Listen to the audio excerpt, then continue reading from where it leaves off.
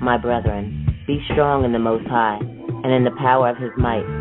Put on the whole armor of Yah, that ye may be able to stand against the wiles of the devil.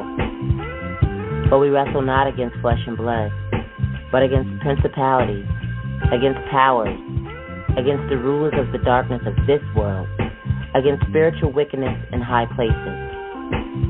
Wherefore, take unto you the whole armor of the Most High, that ye may be able to stand and withstand in the evil day. And having done all to stand, stand therefore, having your loins girt about with truth, and having on the breastplate of righteousness, and your feet shod with the preparation of the gospel of peace. Above all, take the shield of faith, wherewith ye shall be able to quench all the fiery darts of the wicked. And take the helmet of salvation and the sword of the Spirit, which is the word of the Most High Yah. 10, 9, 8, 7, 6, 5, 4, 3, 1.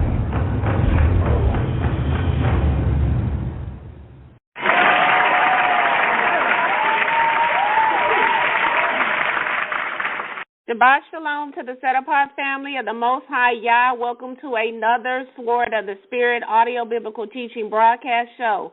We are your hosts, the servants of Yah, and we greet every two or more of you who are gathered with us today on this set-apart day of our Father Yah and his Son Yahushua. Bless all those who acknowledge and observe the word of your Father, of your covenant Father Yah, and who accept the works of your mighty hand. With that being said, I'm going to bring in my co-host, Prina. Shabbat Shalom, sis. Shabbat Shalom. Are you coming in? Yes, I'm in. Shabbat Shalom. Okay.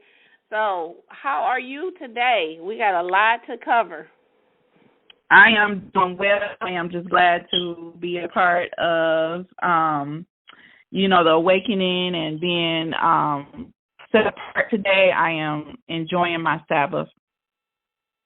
Okay, well, we're going to go ahead and get started. We have a lot. Normally we may address a lot of other things, but today's show, we got so much to cover. We're just going to jump right in today with our 61st show, which is entitled, When He Returns, Will He Find Faith on the Earth? And when we speak of He, we're speaking of our Hebrew Messiah, Yahshua, when He returns. And this passage is being drawn from Luke 18:8.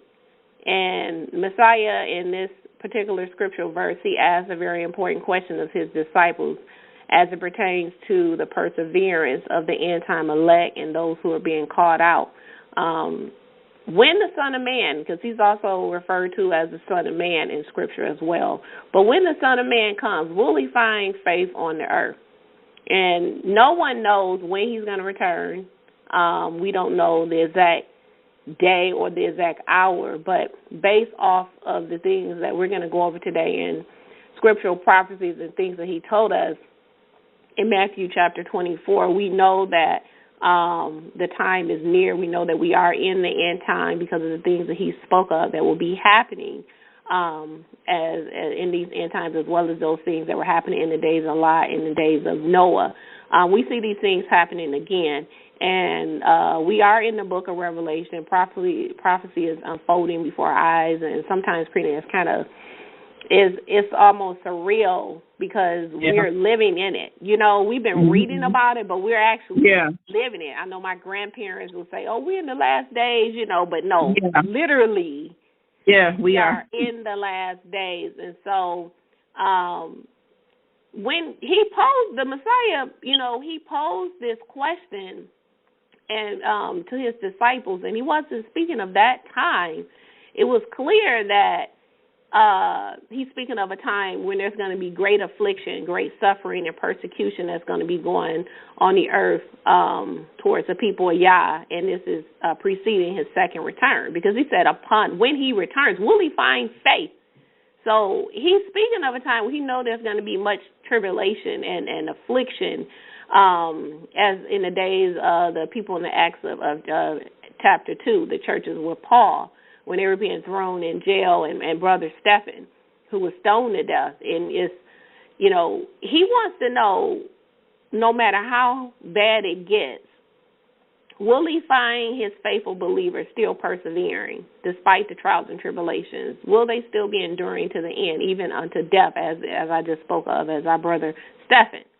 You know, will he find those who are willing to be afflicted, remaining steadfast in the faith? They're willing to be jailed even if they're killed, to witness and teach and minister the truth of his good news and the coming kingdom of Yah. Will you be able to do that? Will you be able to stand? So today we're going to bring understanding to this end time prophecy that he is speaking of in Matthew 24 as well as Luke 18.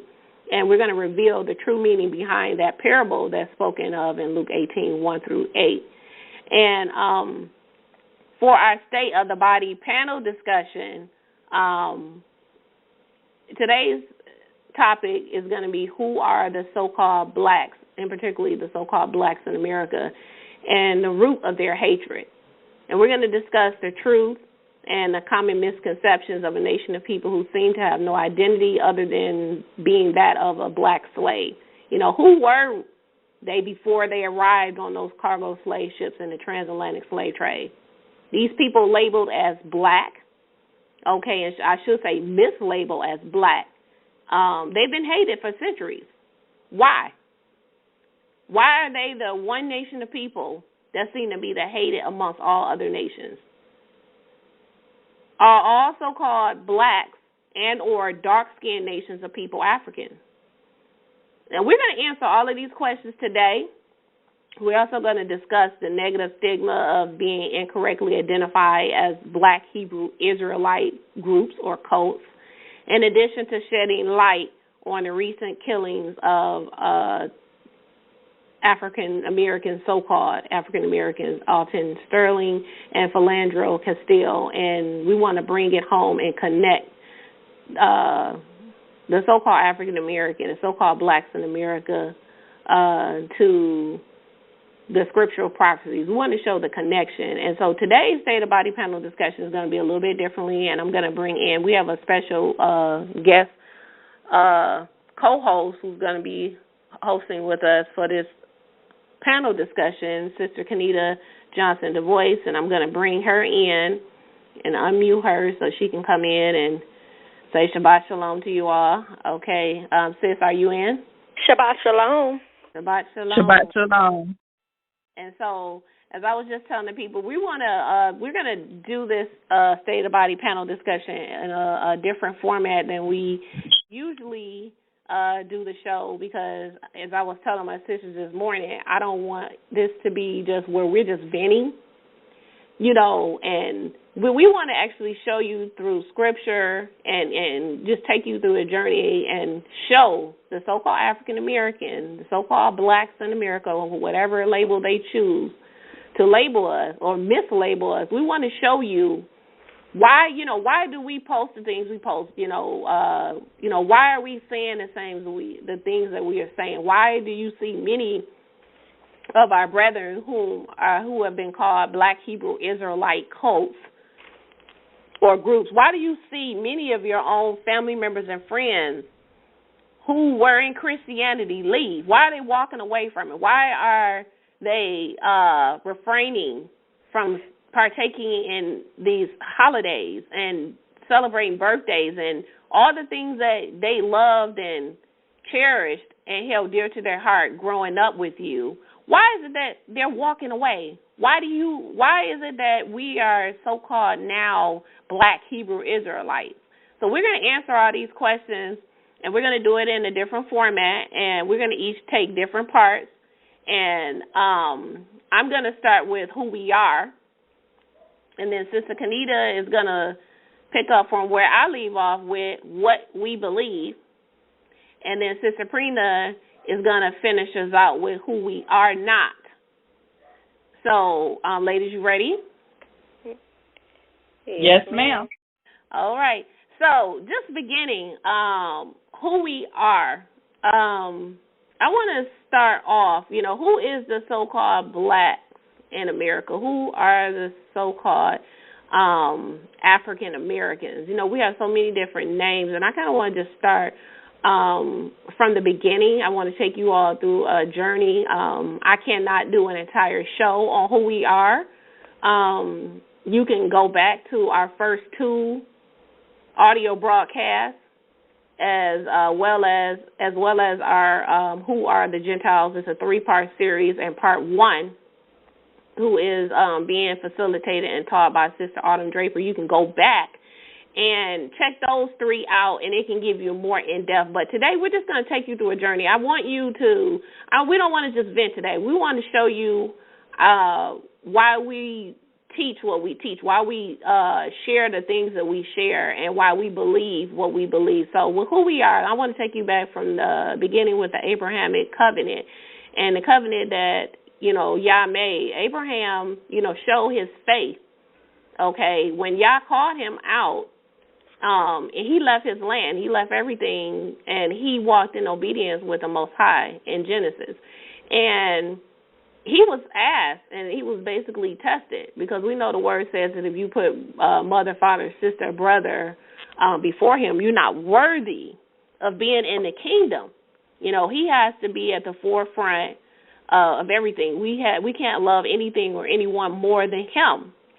And to make a long story short, our forefather Abraham showed his obedience when he was actually tested, and Yah asked for him to sacrifice his son Isaac, okay? And Abraham did so. He walked in obedience, and because of that, he told him that he would be blessed, that he would bless him and his descendants. And so he entered into that covenant and began to walk in the laws, statutes, and judgments of Yah by faith, meaning he trusted Yah. And so stemming from that Abrahamic covenant, we see that was passed on to his son Isaac, okay? Because even Isaac was not, you have to go back to the scriptures yourself, but Isaac, because we don't have time to go into a full lesson, but Isaac was not sacrificed. Yah wanted to know, did he love him more than his only son? Did he love him more? Because he referred, even though he had Isaac and Ishmael, okay, he referred to Isaac as his only son, okay? And so he was willing to sacrifice his son. Now, Yah had a ram waiting in the bush, but he wanted to know, would you do it? And so because of that, he told him that he would bless him, and his descendants would be blessed. And stemming that covenant blessing stemmed on from Abraham to Isaac, and then from Isaac, that was passed on to his son Jacob, okay? And then Jacob had 12 sons. And Jacob was renamed, Yah renamed Jacob to Israel. So oftentimes in the scriptures you'll see Jacob being referred to as Israel. They'll be used interchangeably. And so when he was renamed Israel, Jacob's 12 sons became known as who the Bible and the world now recognizes as the 12 tribes of Israel, the chosen people of the Most High. Joseph's at this time, Joseph's brother, were jealous of him because Joseph was one of his favorites. And Joseph had a dream that, in the dream that his brothers would be his slaves, okay, and will bow down to him. And they didn't like that dream. They were jealous of him. They were jealous of the relationship that Joseph had with his brothers. So one day when they were out, they sold him into slavery, okay? Joseph's brothers sold him into slavery, and Joseph became a slave in Egypt, okay? And even though Joseph was enslaved in Egypt, he was shown favor by Yah and he was protected the entire time he served the first Pharaoh, who was the king of Egypt at that time. And when Joseph, the king, Pharaoh, he had these dreams, and he did not understand or could not interpret the meaning of the reoccurring dreams that he was having.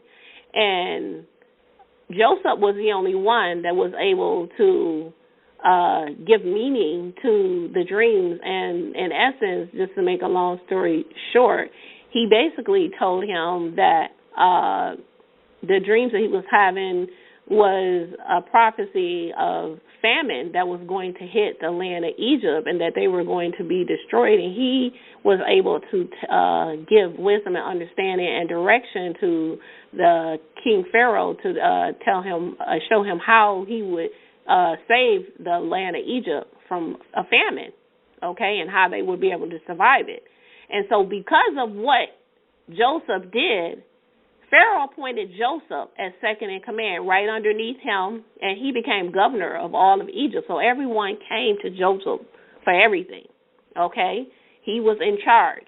And this is how Yah took what, sometimes he'll take what man or what people may do for evil, and he'll turn it around. He'll allow them to do it, but it'll be for your own good. So a lot of times people are thinking they're doing something mean or hateful to you, but there's a greater purpose behind Yah allowing certain things to happen at the time that you're going through it. You don't want to go through it because it's hurtful and it's painful. You don't want to go through it, but then there's a blessing that's on the other side a lot of times when he allows you. So this is what happened in this case.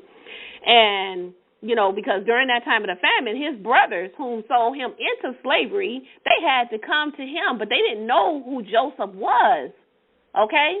He was, in essence, he was able to save his family by him, allowing him to be sold into slavery, being shown favor by Pharaoh and given the authority to be governor over Egypt. He was able to save his family and to bring his family into Egypt, and they lived there and dwelled with Pharaoh and lived with the Egyptians, and they were treated well during the time that Joseph and Pharaoh lived. But after their death, after the death of Joseph and Pharaoh, the Israelites, they became very large in number, and the new Pharaoh who came into leadership became intimidated, and he feared that the Israelites would take over because they would outnumber them. So this new Pharaoh, like I said, he knew nothing about Joseph. He knew nothing about his people, Israel, and what Joseph did to save Israel. He didn't know anything about that. He began treating the Israelites very harsh. They, meaning, the Israelites began to cry out during their mistreatment during this time. And Yah remembered the covenant, his covenant promise that he made to Abraham. Okay, he remembered that covenant promise. And Yah delivers them, okay, from Egypt. He delivers them.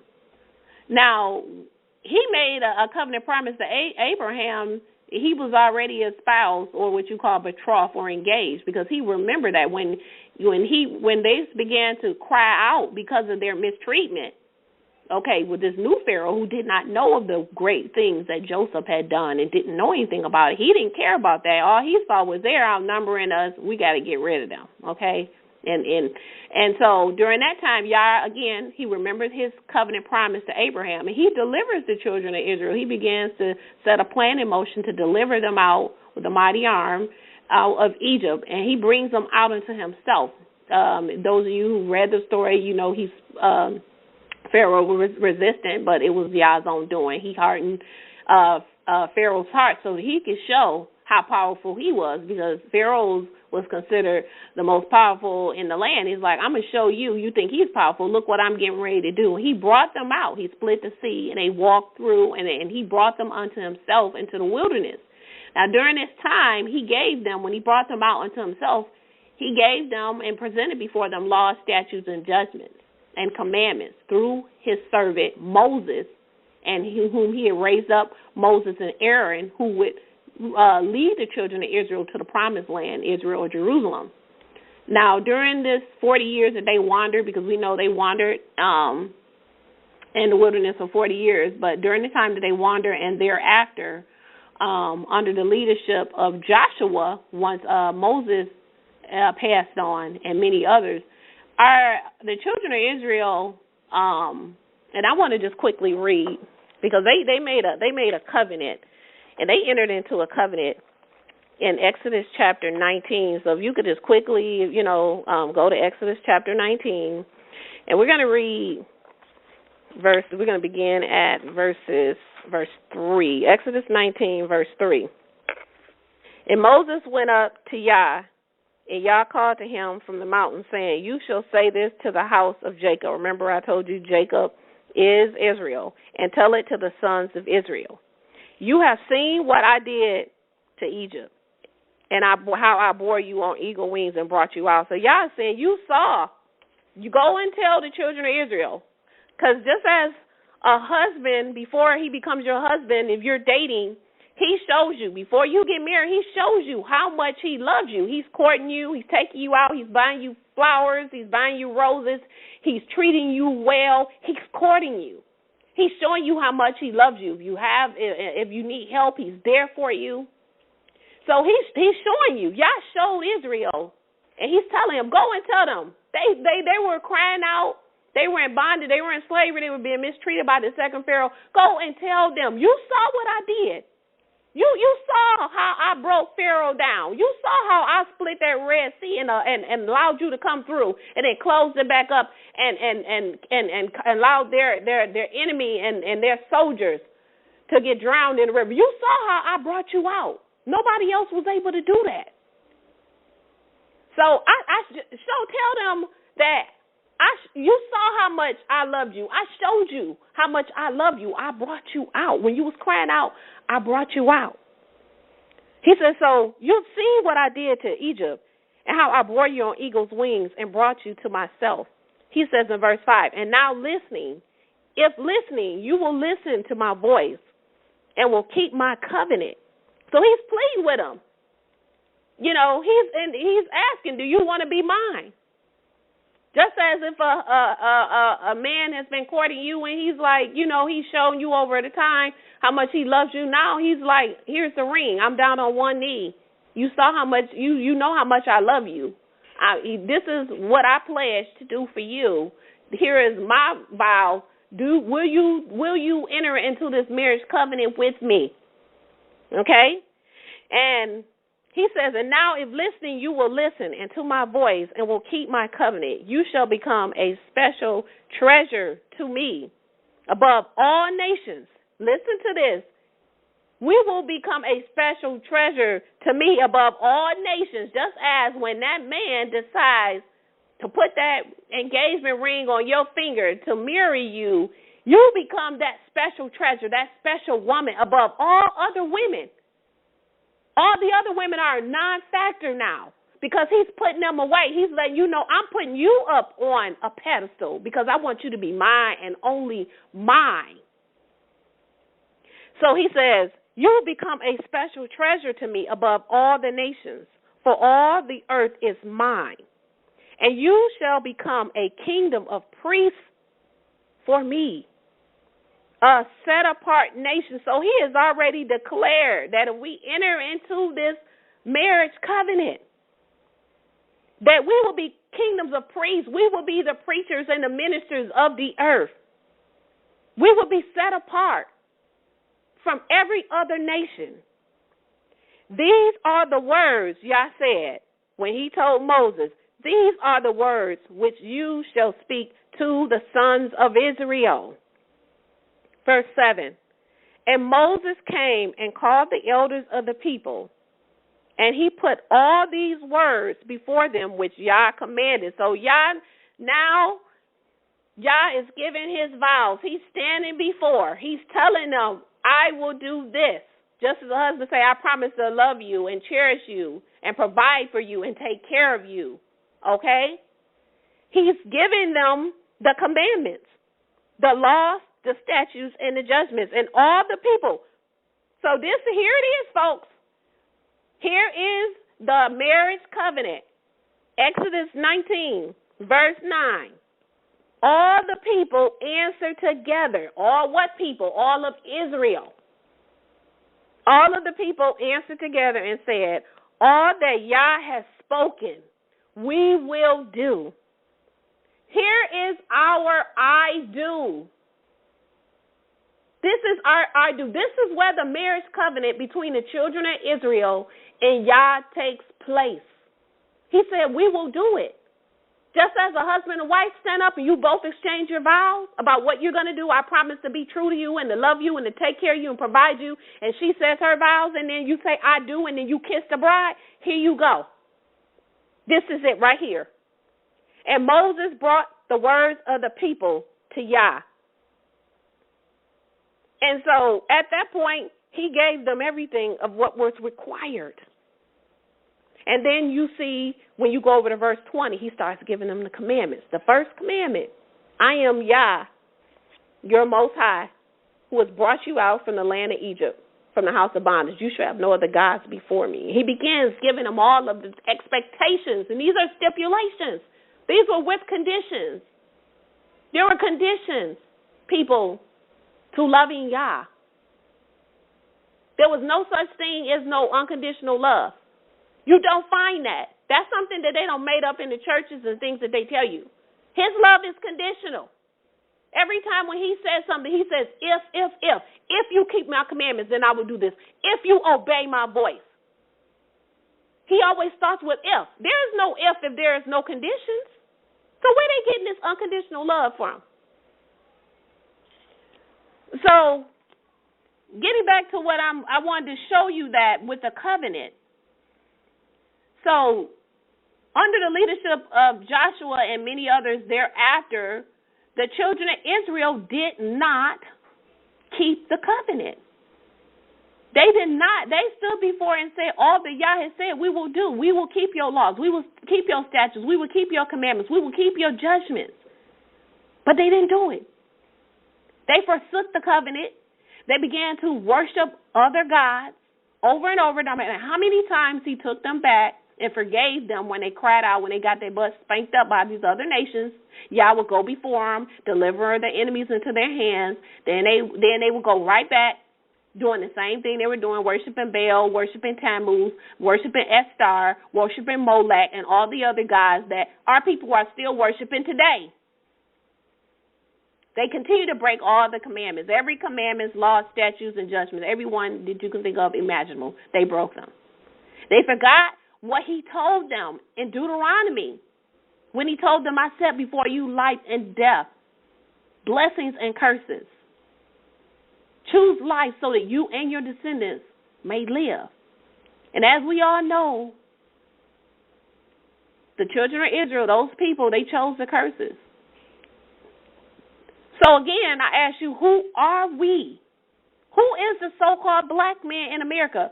Why is it that every other nation of people know who they are, where they come from, what their heritage and culture was, but we're the only nation of people that don't? I want you to quickly go to Deuteronomy 28 because I'm getting ready to read a couple of things in here about these curses, because he said that we had to obey him. We had to obey his laws and statutes and commandments. He gave they were not without conditions. It was conditional. So stop saying that he loves us unconditional, because that's what they tell you in the church. That's a lie. It's nowhere in Scripture. You don't find that he loves us unconditional.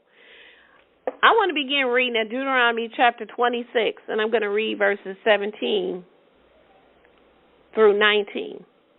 Deuteronomy 26, verses 17 through 19 says, you have today declared Yah to be your God or your power. So we have declared. So Moses said, you have declared for Yah to be your power.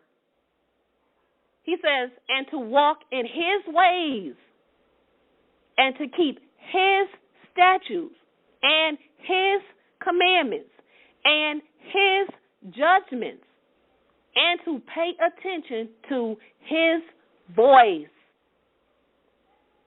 Verse 18. And Yah has declared you today. Yah has declared you, Israel, today to be his people, a special treasure as he has spoken to you, and to keep all his commandments. And he will make you high above all nations that he has made. He said, I'm going to make you high above all other nations that I've created.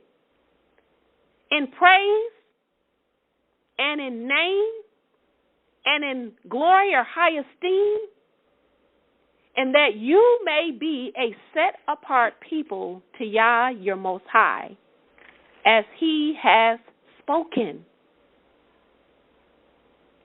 And then if we go over to Deuteronomy 27, verses 9 and 10, it says, And Moses and the priests and the Levites spoke to all of Israel, saying, Keep silence and hear, O Israel. Today you have become the people of Yah, your Most High.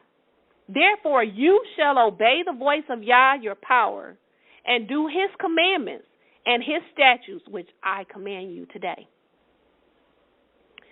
And our people, we didn't listen. Let's go over to Deuteronomy 28, because this is where you're going to find the curses. He's already told them in the preceding chapter verses. I can't sit and read all of it because it's going to take us too much time. But he's already told us what he's required.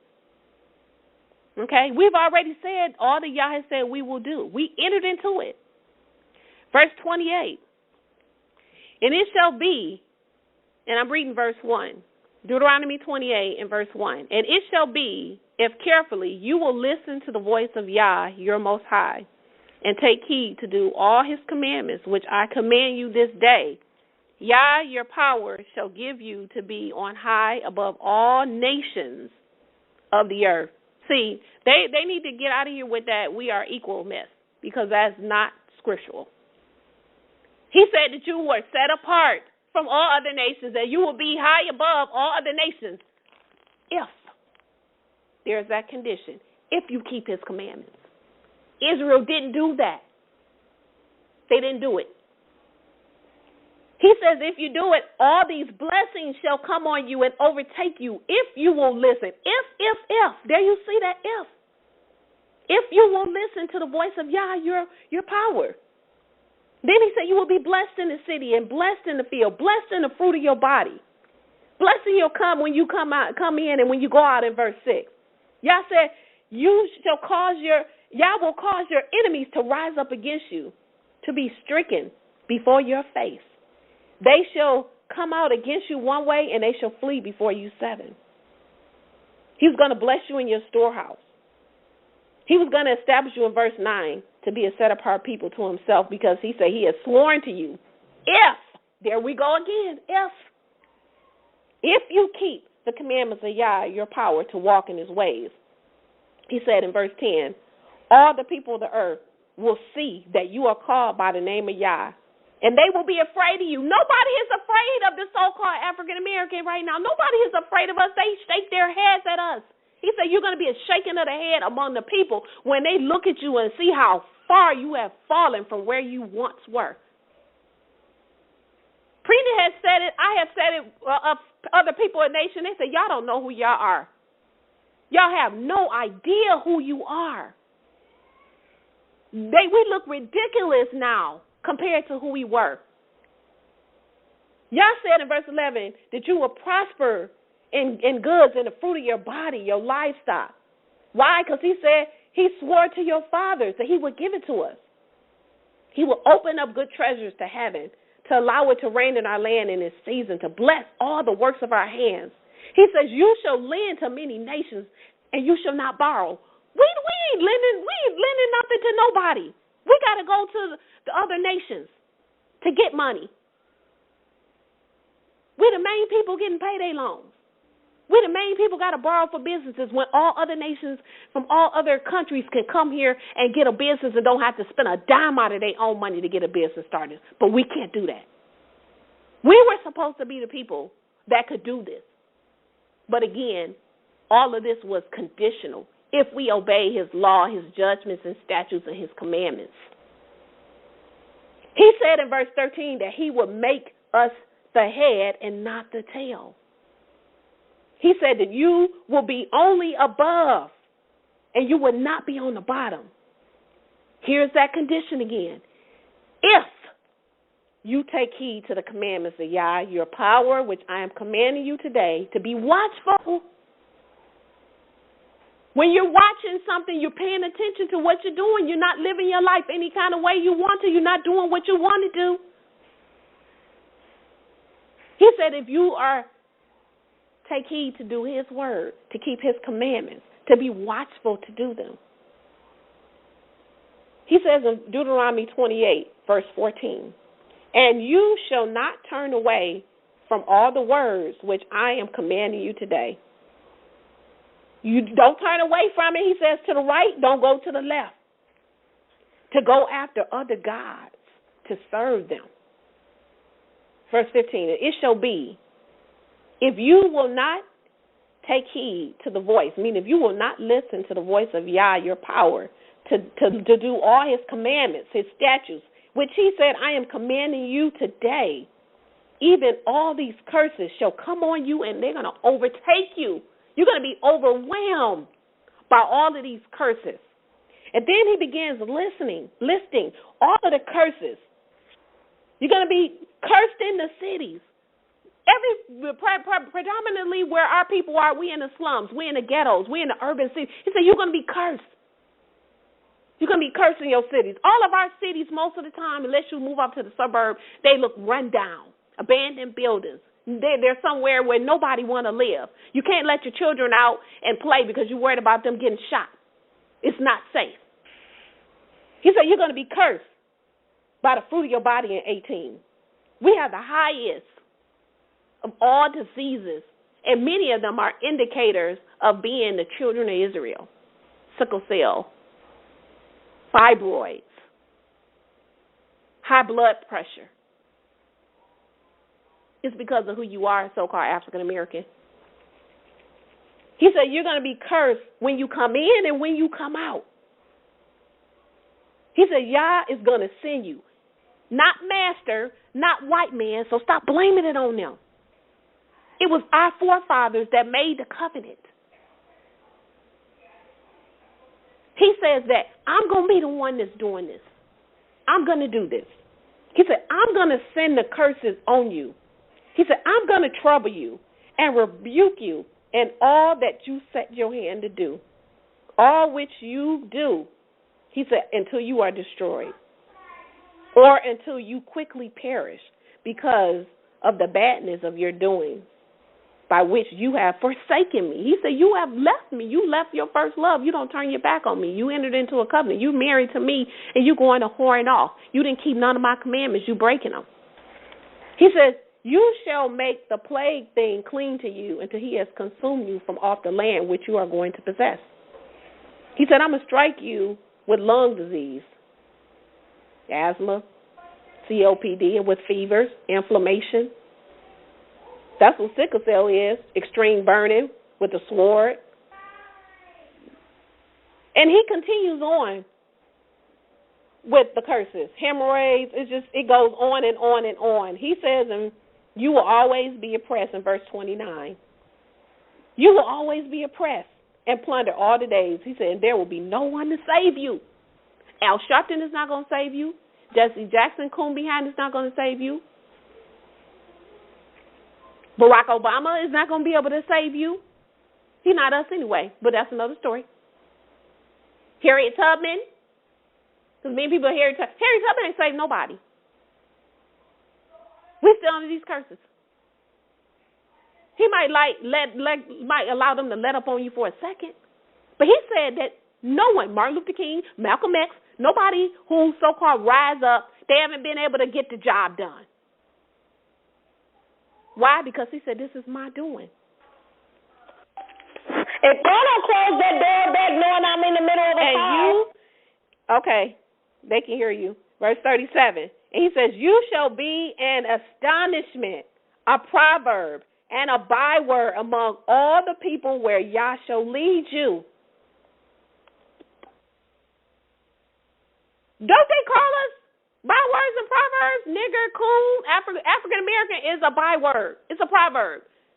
We don't have so many names. I can't even think of how many names they have called us. This is part of prophecy, so-called African American, verse 37, Deuteronomy 28:37. I want to go up. 32, he said, your sons and daughters shall be given to another people, and your eyes shall look and fail for them all the day, and no power shall be in your hand. This is what happened to our people when we were brought over here on slave ships, and your children was given away to masters, different masters. Verse 34, he said, you shall be maddened because of what you shall see with the sight of your eyes. Verse 36, Yah shall cause you and your king, whom you shall raise up over you, to go to a nation which you have not known, you and your forefathers, and you shall serve other gods there, the god of wood and stone. The god of wood and stone is Christianity and Islam. Those are the two major religions where you see our people in. 41, Deuteronomy 28, verse 41. He says, you shall father sons and daughters, and they shall not be with you. They shall go into captivity. This happened to our people. He says, a stranger in your midst shall go above. They shall go above you higher and higher, and you shall come down lower and lower and lower. We are the lowest people on this earth. We are the lowest people. Everybody is above us. Everybody. Verse 44, he shall lend to you, and you shall not lend to him. He shall be the head, and you shall be the tail. We are on the bottom. They're lending to us. We have to go to our oppressors and those who afflict us for help. We're not giving them anything. They don't. Who comes to us for anything? The Chinese have their stores. They own everything. Just like verse 43, they come up high. They all own businesses. The Arabs own it, who are in modern day Ishmael. They own all the gas stations in the party stores and the Asians. They own all of the beauty supplies and the nail shops. The Caucasians, they own all the businesses. The so-called Jewish people who are nothing but Khazars, imposters pretending to be us. They're not the people. They don't fit these curses. Everybody is way above us. And when he said you're going to come down to the bottom, they're going to lend to you and you're not going to lend to them. Who is this happening to? There's only one nation of people on the face of the earth that can fit the curses that I have read thus far. Do you think that it is by chance, a coincidence, that you're on the bottom? Do you think it's a coincidence that everyone hates you? Do you think it's a coincidence that we fit all of these curses? Verse 45, and all these curses shall come on you and shall pursue you and overtake you until you are destroyed. Why? Because you did not listen to the voice of Yah, your power, to keep his commandments and his statutes, which he commanded you. Verse 46, here it is. Pay very close attention. And they shall be on you. What's going to be on us? These curses that I just read. He said they're going to be on you for a sign and for a wonder and on your seed forever. When he's talking about on your seed, he's talking about on your descendants. These curses are a mark for who the true people are. He said they're going to be on you forever. These curses going to stay on you to identify the true seed of Israel forever. This is how you know that we are the so-called, or not, we're not the so-called African American, but we are the chosen people of the Bible because of these curses. That our forefathers, they entered into the covenant. They did not keep it. So now we are suffering these curses. No other nation of people fit all these curses. He said that these curses are going to be a sign. That's a mark. He said, and for a wonder on you and your seed.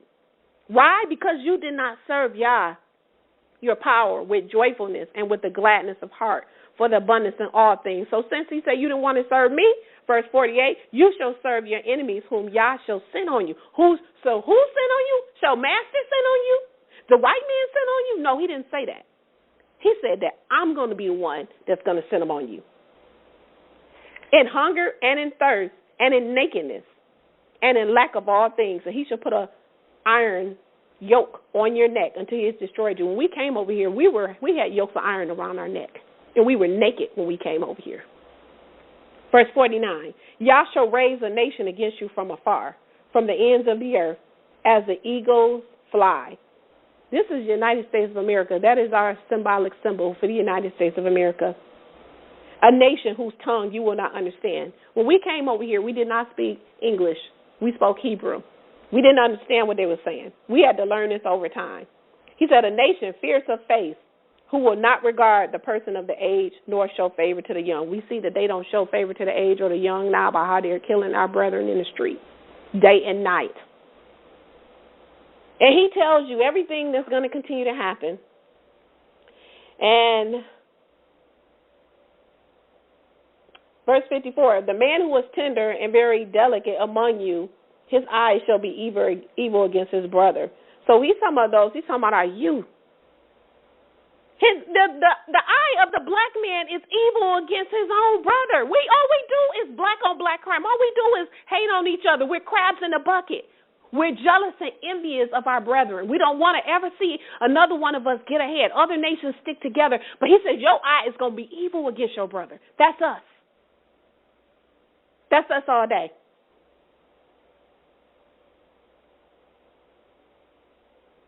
He says, and against the wife of his bosom. This is how they act with the women that they have too. Look how Hebrew men treat the women. Many of them, not all of them. And against the remnant of his sons, which he leaves. Against who? The remnant of his sons. We have the highest rate of single-parent homes being led by women. The fathers have left them. They don't want them. They don't take care of them because their eye is evil against them. This is us, so-called African-American. Deuteronomy 28, verse 54. This is primarily happening in our community.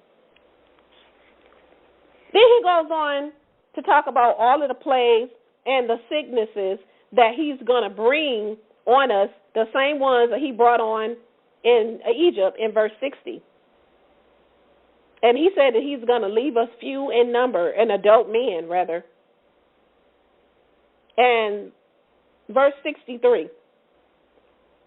And it shall be, as Yah rejoice over you to do you good and to multiply you, so shall he rejoice over you to destroy you. So he said, well, you know what? Just as I would have rejoiced over you to do good to you, to make sure you would be blessed and be above and not on the beneath, he said, I'm going to also rejoice over destroying you and to lay you waste. And you shall be plucked from the land which you are going to possess. They plucked us from Israel, okay? He says in verse 64, and Yah shall scatter you among all people, from one end of the earth even to the other. And you shall serve other gods there, the god of wood and stone. Again, I told you this is Christianity, the wooden cross, and Islam, the stone. And which you have not known, nor your forefathers. Verse 65. Now here, this is going to tie it into what's going on today, because our people are crying out all over the nation right now. There is chaos in Israel. They have no idea, and that's why my sisters, we are doing this show today, because we're trying to bring light and show connection to what is going on right now with our people and why we need to repent. Verse 65, it says, among these nations you shall find no ease, nor shall the sole of your foot have rest. But Yah shall give you there a trembling heart, a failing of eyes, a sorrow of mind. My heart is trembling now. My eyes are failing me now, and I have a sorrow of mind. I've been waking up every single day in tears, crying, grieving out, calling out to the Most High because of the things that I've been seeing. Watching my brethren get shot down like dogs in the street just because of who they are. But because they don't know who they are, because Pastor don't lied to them and told them all kind of stuff, they don't know which direction to turn. So that's why we're doing today's show. He already told us, where I'm scattering you, you ain't going to find no ease. We ain't been finding no ease since we've been over in this country. Stop thinking you free, so-called African-American. You are not free. There's no freedom over here in the land of captivity. We're still over here on punishment. This is Yah's doing, because he said we didn't take heed to do all his commandments. Verse 66, and your life shall be in doubt before you, and you shall fear day and night. He said you shall have no assurance in your life. Is this not us, so-called African-American? Are we the only people that have no assurance for our life when we walk out, when we send our sons and our daughters, especially our black men, out into the street? I have to cover and pray over my son every day because we don't know when you send your child out there if they're coming back. Many of our brethren who have gotten shot down, the parents didn't know they wasn't coming back. They didn't know, oh, I'm getting pulled over by a cop. Now I'm getting ready to get shot down, and I haven't done anything. Many people are waiting to inflict harm upon us, but this is the hammer of Yah that is coming down. He's using them as a tool to spank us because we walked away from his covenant. Verse 67, he says, in the morning you shall say, oh, that it was evening, and in the evening you shall say, I wish that it was morning, for fear of your heart which you shall fear, for the sight of your eyes which you are seeing. Now here is the ding, ding, ding, the tick, tick, boom, the ready, set, go that you should get. Verse 68, even if you're an atheist and you don't even read the Bible, you know this history happened, you cannot deny it. It says, and Yah will bring you into Egypt again with ships. Now, when he says he's going to bring you into Egypt again, it's synonymous with meaning bondage. Not physical Egypt, but I'm going to bring you again into Egypt. See, he brought us originally out when he showed his love for us, when he brought us out of physical Egypt. Now we're over here in slavery. This is bondage. I'm going to take you back to Egypt. You're going to be, meaning you're going to be in bondage and slavery again. See, it says Egypt again. The key word is again. But this time it's going to be with ships. By way of which I said to you, you shall never see it again. And you shall be sold to your enemies there for male slaves and slave girls. And there should be no one to save you. No one is going to redeem you. When it says no one's going to buy you, no one's going to redeem you. Nobody's going to save you from what I have done because it is my doing. There is no other nation on the earth that was in slavery for 400 years. If you read Genesis 15:13, it says, and this was a prophecy that was given to our forefather Abraham. In Genesis 15:13, it says, and he said to Abraham, know for certainty that your seed will be a stranger in a land not theirs, and they shall serve them, and they shall afflict them for 400 years. But then he says, afterward, I will also judge that nation which they served, and they shall come out with great substance. See, this was already prophesied. What other nation do you know was brought over to a land that was not theirs? Taken off of a land, plucked off, history gone, heritage gone, culture gone, language gone, put on ships, yokes of iron around your neck, butt naked, to go be slaves for 400 years. Who did that happen to? What other nation can you say that happened to? Don't come to me with the Jewish Holocaust. There was no Holocaust that was worse than the Holocaust of the so-called African American. Did the Jews, did they come on? Did they come by ship? Where is it in prophecy that in 1948, that before the Mashiach's second coming, that Israel was going to go by way of self back to the land? That ain't scripture. You have been bamboozled. You have been lied to. Because we don't pick up the Bible and read for ourselves. So-called African American, the question we asked in the beginning, who are you? You're the children of Israel. You're the chosen people of the Most High. And so I'm going to stop because I'm going to let my sister Kinnita go with the second part because she's going to lead us, and I don't want to go over to her part with what we believe. So, Sister Kinnita, you can go ahead and go. You covered a lot, Shatan. I had to go there so that it would be without doubt that they know that we're the people. So now that they know, what do we believe? Okay. So what do we believe? I will start with Deuteronomy 29, verse 9 through verse 15. Then pay attention to the words of this covenant and do them, that ye may act wisely in all that you do. You are standing today, all of you, before Yah, your power, your rulers, your tribes, your elders, your officers, every man of Israel, your little ones, your wives, your foreigners, who is in the midst of your camps, from the wood choppers to the drawing your waters, so that you should enter into the covenant of Yah, your Father, and into his oath, which Yah, your Father, is cutting with you today, so that he may establish you today for a people to himself, and he himself be your God, as he has spoken to you, and he has sworn to your fathers, to Abraham, to Isaac, and to Jacob. And I am not cutting this covenant, that this oath with you alone, but with him who stands here with us today before Yah, your Father, and also with him and also with him that is not here with us today, which means us, the so-called African Americans. And understanding that, we have to understand that we had a covenant in place, that we were special to Yah. We were his people. Israel was his children. And we had a covenant that we made, and we promised to keep that covenant, which was to keep the laws and the statutes and the commandments.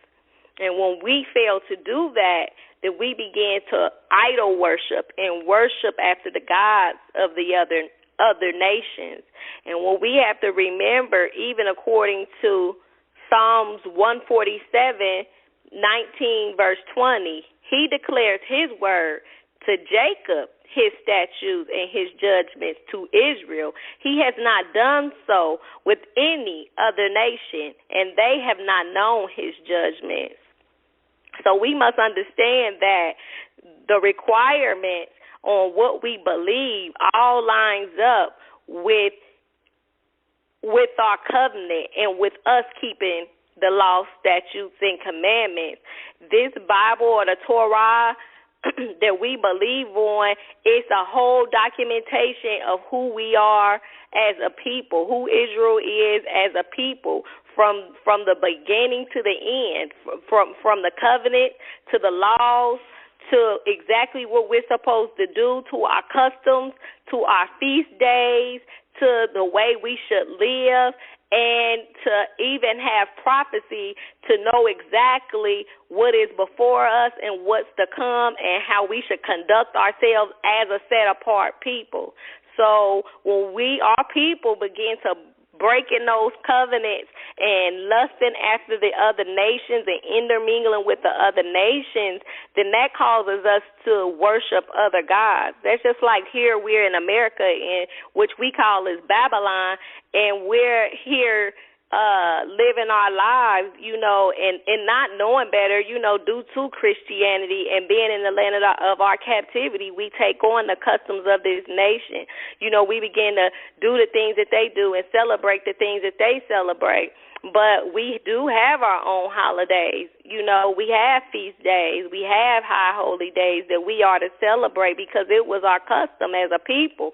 But here in America, we have forgotten who we are. We celebrate man-made holidays that came from the other nations, who Yah I just stated in his word has not even dealt with. So it had nothing to do with our God, the God of the Bible. And we began to unknowingly worship their gods, birthday celebrations.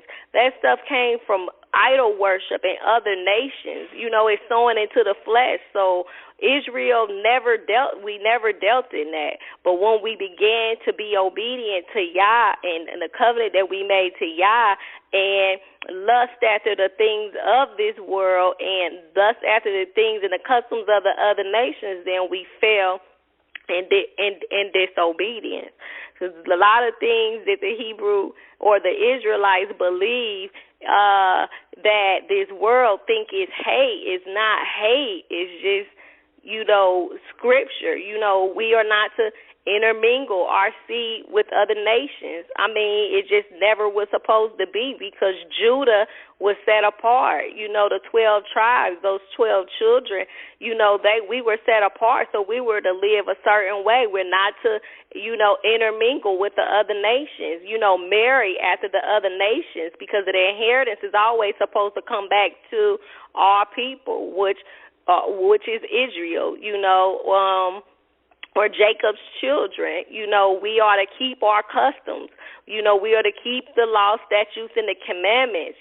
People act like the commandments are a curse unto us, but the Bible says that the commandments are not grievous unto us. Understanding the purpose of the law, statutes, and the commandments is to understand that we are set apart, and that Yah, cares so much for us, likened as to a father caring for his children, that he wanted us to have discipline, in line, things to keep us from trouble and from operating out of order and being set apart. So if we know the law, and if we keeping the law and the statutes and the commandments, then we can't even fall into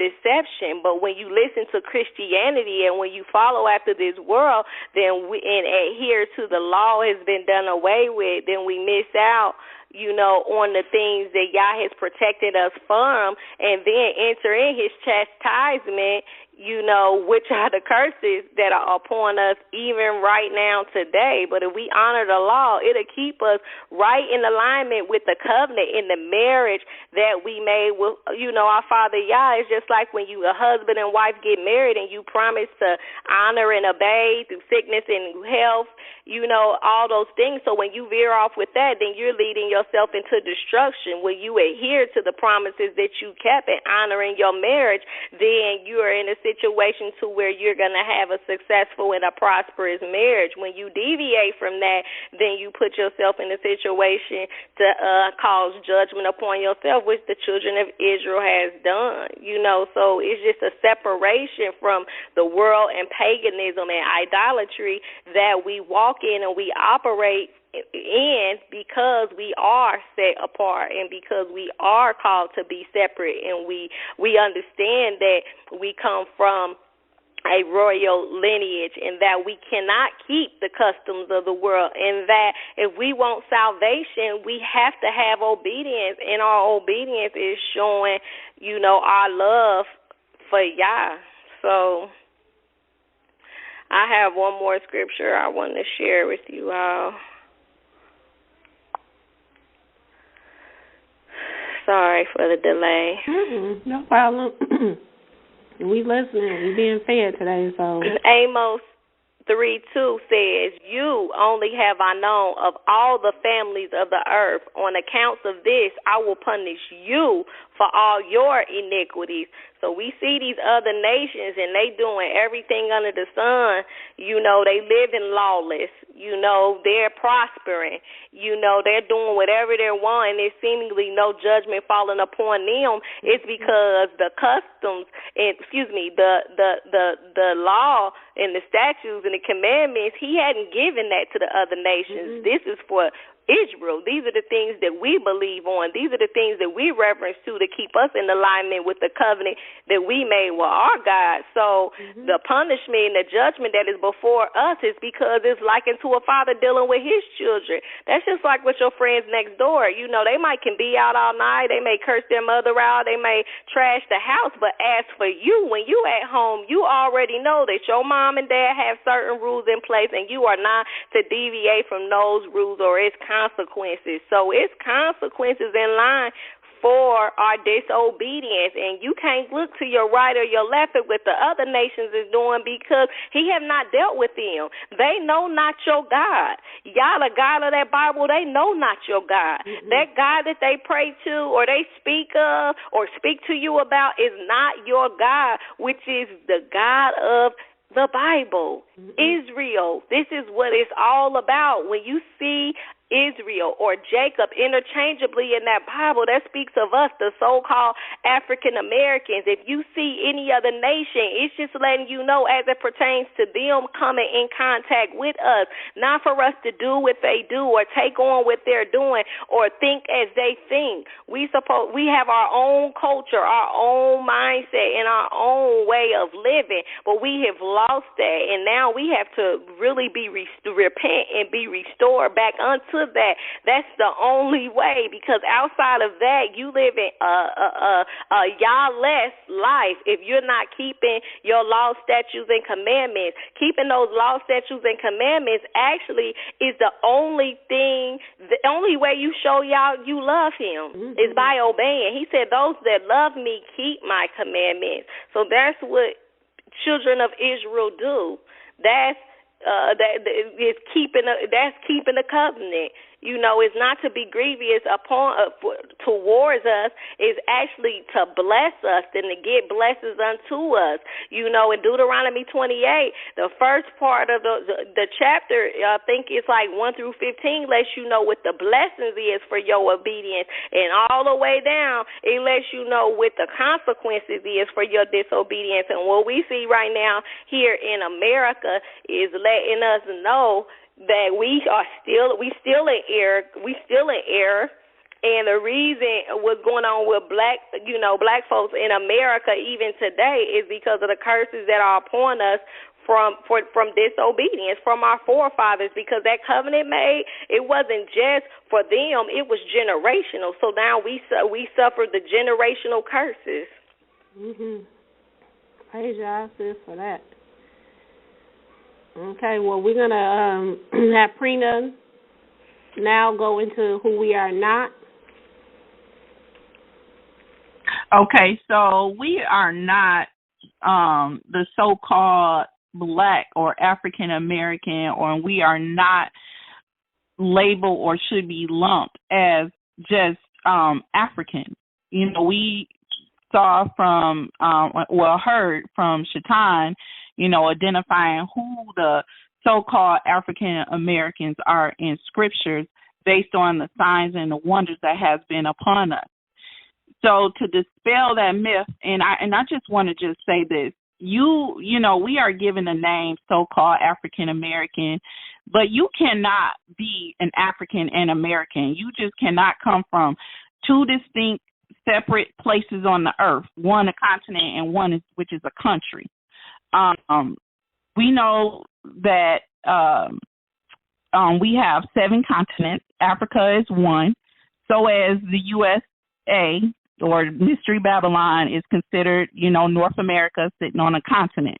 However, a continent and a country has 2 distinct distinctions between them, 2 different things to identify them from. And so a continent is just a large continuous landmass which is bordered by oceans. But the most important thing, they are independent. A continent is independent and is not divided, and it is defined by its boundaries and not the people. However, the country, which is the United States, they are considered a region of land that sits on a continent, but they are divided by geopolitical borders. So a country is divided by states, cities, and towns, and in a country, the land is under control. So we know that we are ruled by the president, but just to let you know, just the difference between a continent and a country. So we know that if a country and a continent is separate, how can one nation of people who has been considered African American, how can they be considered African and American? Well, from the prophecy, as the Shaitan had shared earlier, we know that Abraham had sons, he had Isaac, and Isaac had Jacob. And we know that through Jacob came the 12 tribes of Israel, which is Judah, which is one of the tribes, which is the so-called African Americans came through that line. And we know that if we go back to the flood with Noah, and Noah had 3 sons, Shem, Ham, and Japheth. That after the flood, they repopulated the world with different nations of people. We know that Japheth, his descendants were the Caucasian, the Gentiles, and the Ashkenazi Jews that claimed to be Shem. Then we have Ham, which is the descendant. His descendants are the Egyptians, Ethiopia, Libyans, and the Canaanites. And we know that these the Egyptians were the ones who enslaved Israel and from their disobedience. And then also we know that if you looked at the Zandervan Compact Bible, it gives a definition of who Ham is. And it says that Ham is the youngest son of Noah, and he was the progenitor of the dark-skinned races, but not the niggers or the Negroes. So we know that Ham did not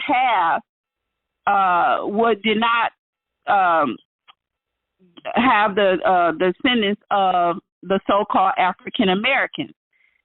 So who's left? Shem. Shem was he had the descendants of the Ebers, which are the Hebrews, which Abraham came through, and his seed, Isaac and Jacob. So we see that if Shem's generation had the promised seed of Abraham,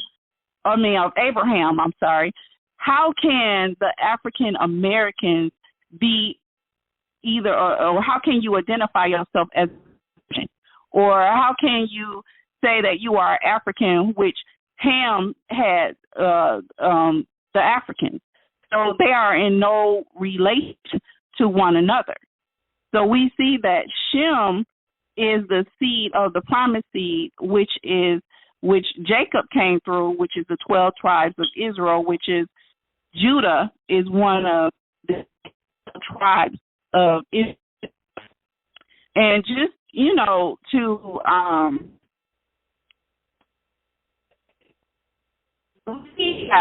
your phone is breaking up really bad. I'm not sure. It is. Mm-hmm. I'm sorry. Can you hear me now? Yeah, I can hear you. It just keeps breaking. Okay. I'm not sure if Kinnita hears it too. I don't know if it's just me, but I just was breaking up. I'm not sure. Okay. We have, according to Psalms 83, we have been the ones that have crafty counsel taken against us, where they were cutting us off so that we can be of no remembrance. And we know that because we are the only nation of people that don't know who we are. We are always striving to identify ourselves with either the Egyptians and, some people, Africans, we just all over the place. But in Psalms 83, it tells us of crafty counsel that has been, that came against, and how Edoms and Ishmaelites and the Moabites and crafty counsel to cut us off to be a nation of people. And so with all this going on, all our persecution and all our disease and all of our the curses that has been upon us, that should be in itself to identify that we are a separate nation of people, and that we are not lumped or should not be considered Egyptians, or we should not be labeling or identifying ourselves as African. We are not from the East. We say that again. Your phone is really breaking up because Kinnita, are you hearing it also, or is it just me? No, I hear it. It's breaking up like every other word. Yeah, it's breaking up, yeah. Kind of repeat what you just last said, because I want to make sure that we're not missing anything, because it's breaking up. I'm not sure if it's the phone but it's broad. Okay. I was just saying that, we can't identify ourselves or lump ourselves with other nations of people because we are distinct in ourselves. We can identify ourselves through the curses that we have been placed upon us, the counsel that has been against us. And so for us to say that we are, for others to say that we are from Africa because of our skin color, that does not validate that we are a separate nation of people. We are from Northeast Africa, for Israel, and as I stated earlier, that the continents are just divided by borders. It's not nothing political as far as continent and versus country. But for a nation of people, if you just look at prophecy and scriptures alone and stop identifying yourself as an African American from two different continents, you or others will be able to understand the plight that we are, or the curses that we are under, because our 400 years is not up. And unfortunately, our people are suffering, but the curses is the only way to identify who we truly are as a nation of people. Mm-hmm. Yep. Thank you. That was very well put. You really went into some areas that needed to be brought out. I'm glad that you went into the table of contents of the nations, because that was very important to bring out and to separate us, and knowing that we actually come from Shem and not Ham. And in Psalms 83, did you read that? I don't believe you read that. I didn't read the whole thing, no. I can read it. Just the part where he talks about the crafty counsel, because they might need to hear that. This is verse 3. It says, still breaking up. Ooh. Can you hear me? No, it's still breaking up. Do you want me to read it? Because it's still breaking up. Yeah. Yeah, I don't know if it's that phone. I don't know, but this is really bad. She Yeah, can you read it so that I won't sound? Yeah. Okay. Well, let me just read it so that she can so we can make it clear. But this is David is crying out, and he says to the Father Yah, "Do not keep silent to yourself. Do not be speechless." He says, "For lo, your enemies are roaring, and those who hate you have lifted up their head. They have taken crafty counsel against your people." Now, we already know that Yah's people, as I already presented earlier, are the children of Israel. He was like, they have taken crafty counsel against your people. They plot against your hidden ones, okay? We know they got to plot every 5 minutes for us to keep us in a dumbfounded state, docile and unaware. But it says in Psalms 83, verse 4, he said, they have said, they, plural, they have said, come and we will cut them off from being a nation, that the name of Israel will be no more in remembrance, meaning they will never even know who they are. We're going to cut them off from being a nation of people. So they knew who we were, and they know today. They still know today who we are. We're the only ones that don't know who we are. We're still walking around, like she said, saying we're African American. Okay, America is on the United States of America is on the continent of North America. But so is Canada. Canada is on the continent of North America, but they don't call us African Canadians. So she was trying to bring the point here that, who were we? Who were we before we came on those slave ships? From whence did they bring us? He says in Psalms 83 and 5, he says, they have conspired together with one heart, that they have cut a covenant against us. So they all agreed. And then it begins from Psalms 83, verse 6, listing all the nations, including the Africans, and Esau, Edom, listing all the nations that took part in our slavery. Just about every other nation took part in our slavery, including the Africans, the so-called Africans that our people want to keep going back to and acting like they're Egyptians. They took part in your slavery.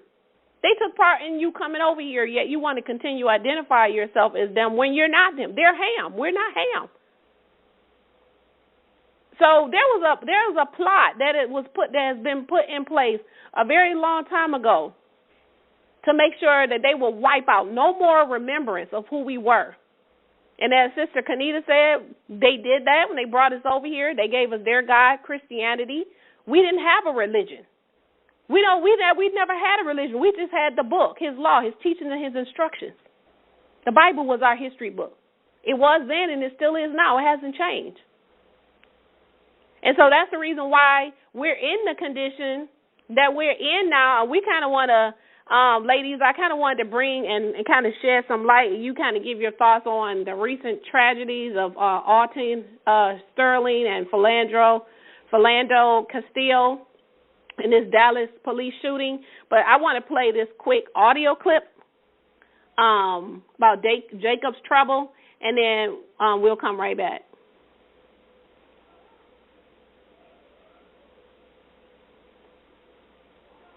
I'm making this video in light of the unjust murders that have been happening for a while.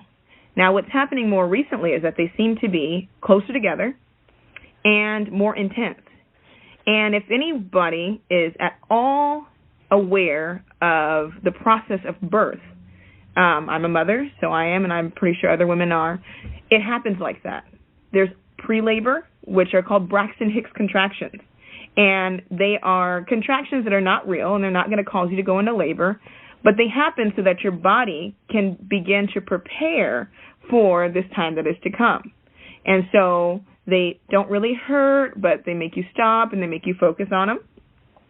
The next phase is actual pre-labor. So the body starts to transition, the woman's belly begins to drop, and the baby gets into position. After that point, there is the time where active labor begins. And so active labor is when contractions are between, let's say, 5 to 10 minutes apart, and they last for longer than an hour. So at that time, a woman knows that she's in active labor. As labor gets closer to delivery, the contractions begin to get closer and closer together and more intense until this baby is finally birthed. And the pain is so unbearable that the woman and even the child begin to experience this point of distress. And it's only lifted once that child is brought forth into the world. Okay? This is very, very similar to what's happening right now within our nation and with our people. When a nation is being birthed, and we saw this for the first time for our nation, is in the Exodus, where it started off where it was fine. A people come into a nation, which was Egypt at the time, and everything is fine, and they're having a good time, and there's a growing process. But as the nation grew inside of this system, it began to get too big for Egypt. And what happened is the birthing process, where it got uncomfortable, the baby got too big, the baby being the nation that would be Israel, and it had to be purged out, and it had to be brought out. The same thing is happening right now, and I'm going to read something that's probably very familiar to a lot of you, and it's out of the book of Jeremiah, and it's Jeremiah chapter 30, and it starts like this at verse 1. The word that came to Jeremiah from Yahuwah, saying, Thus saith Yahuwah, the Elohim of Israel, saying, Write for yourselves all the words that I have spoken to you in a scroll. For look, days are coming, declares Yahuwah, when I will restore the fortunes of my people Israel and Judah, says Yahuwah, and I will bring them back to a land that I will give to their ancestors, and they will take possession of it. Now these are the words that Yahuwah spoke concerning Israel and concerning Judah. For thus saith Yahuwah, we have heard a sound of trembling, terror, and there is no peace. Ask, please, and see whether a male can bear a child. Why do I see every strong man with his hands on his loins like a woman giving birth?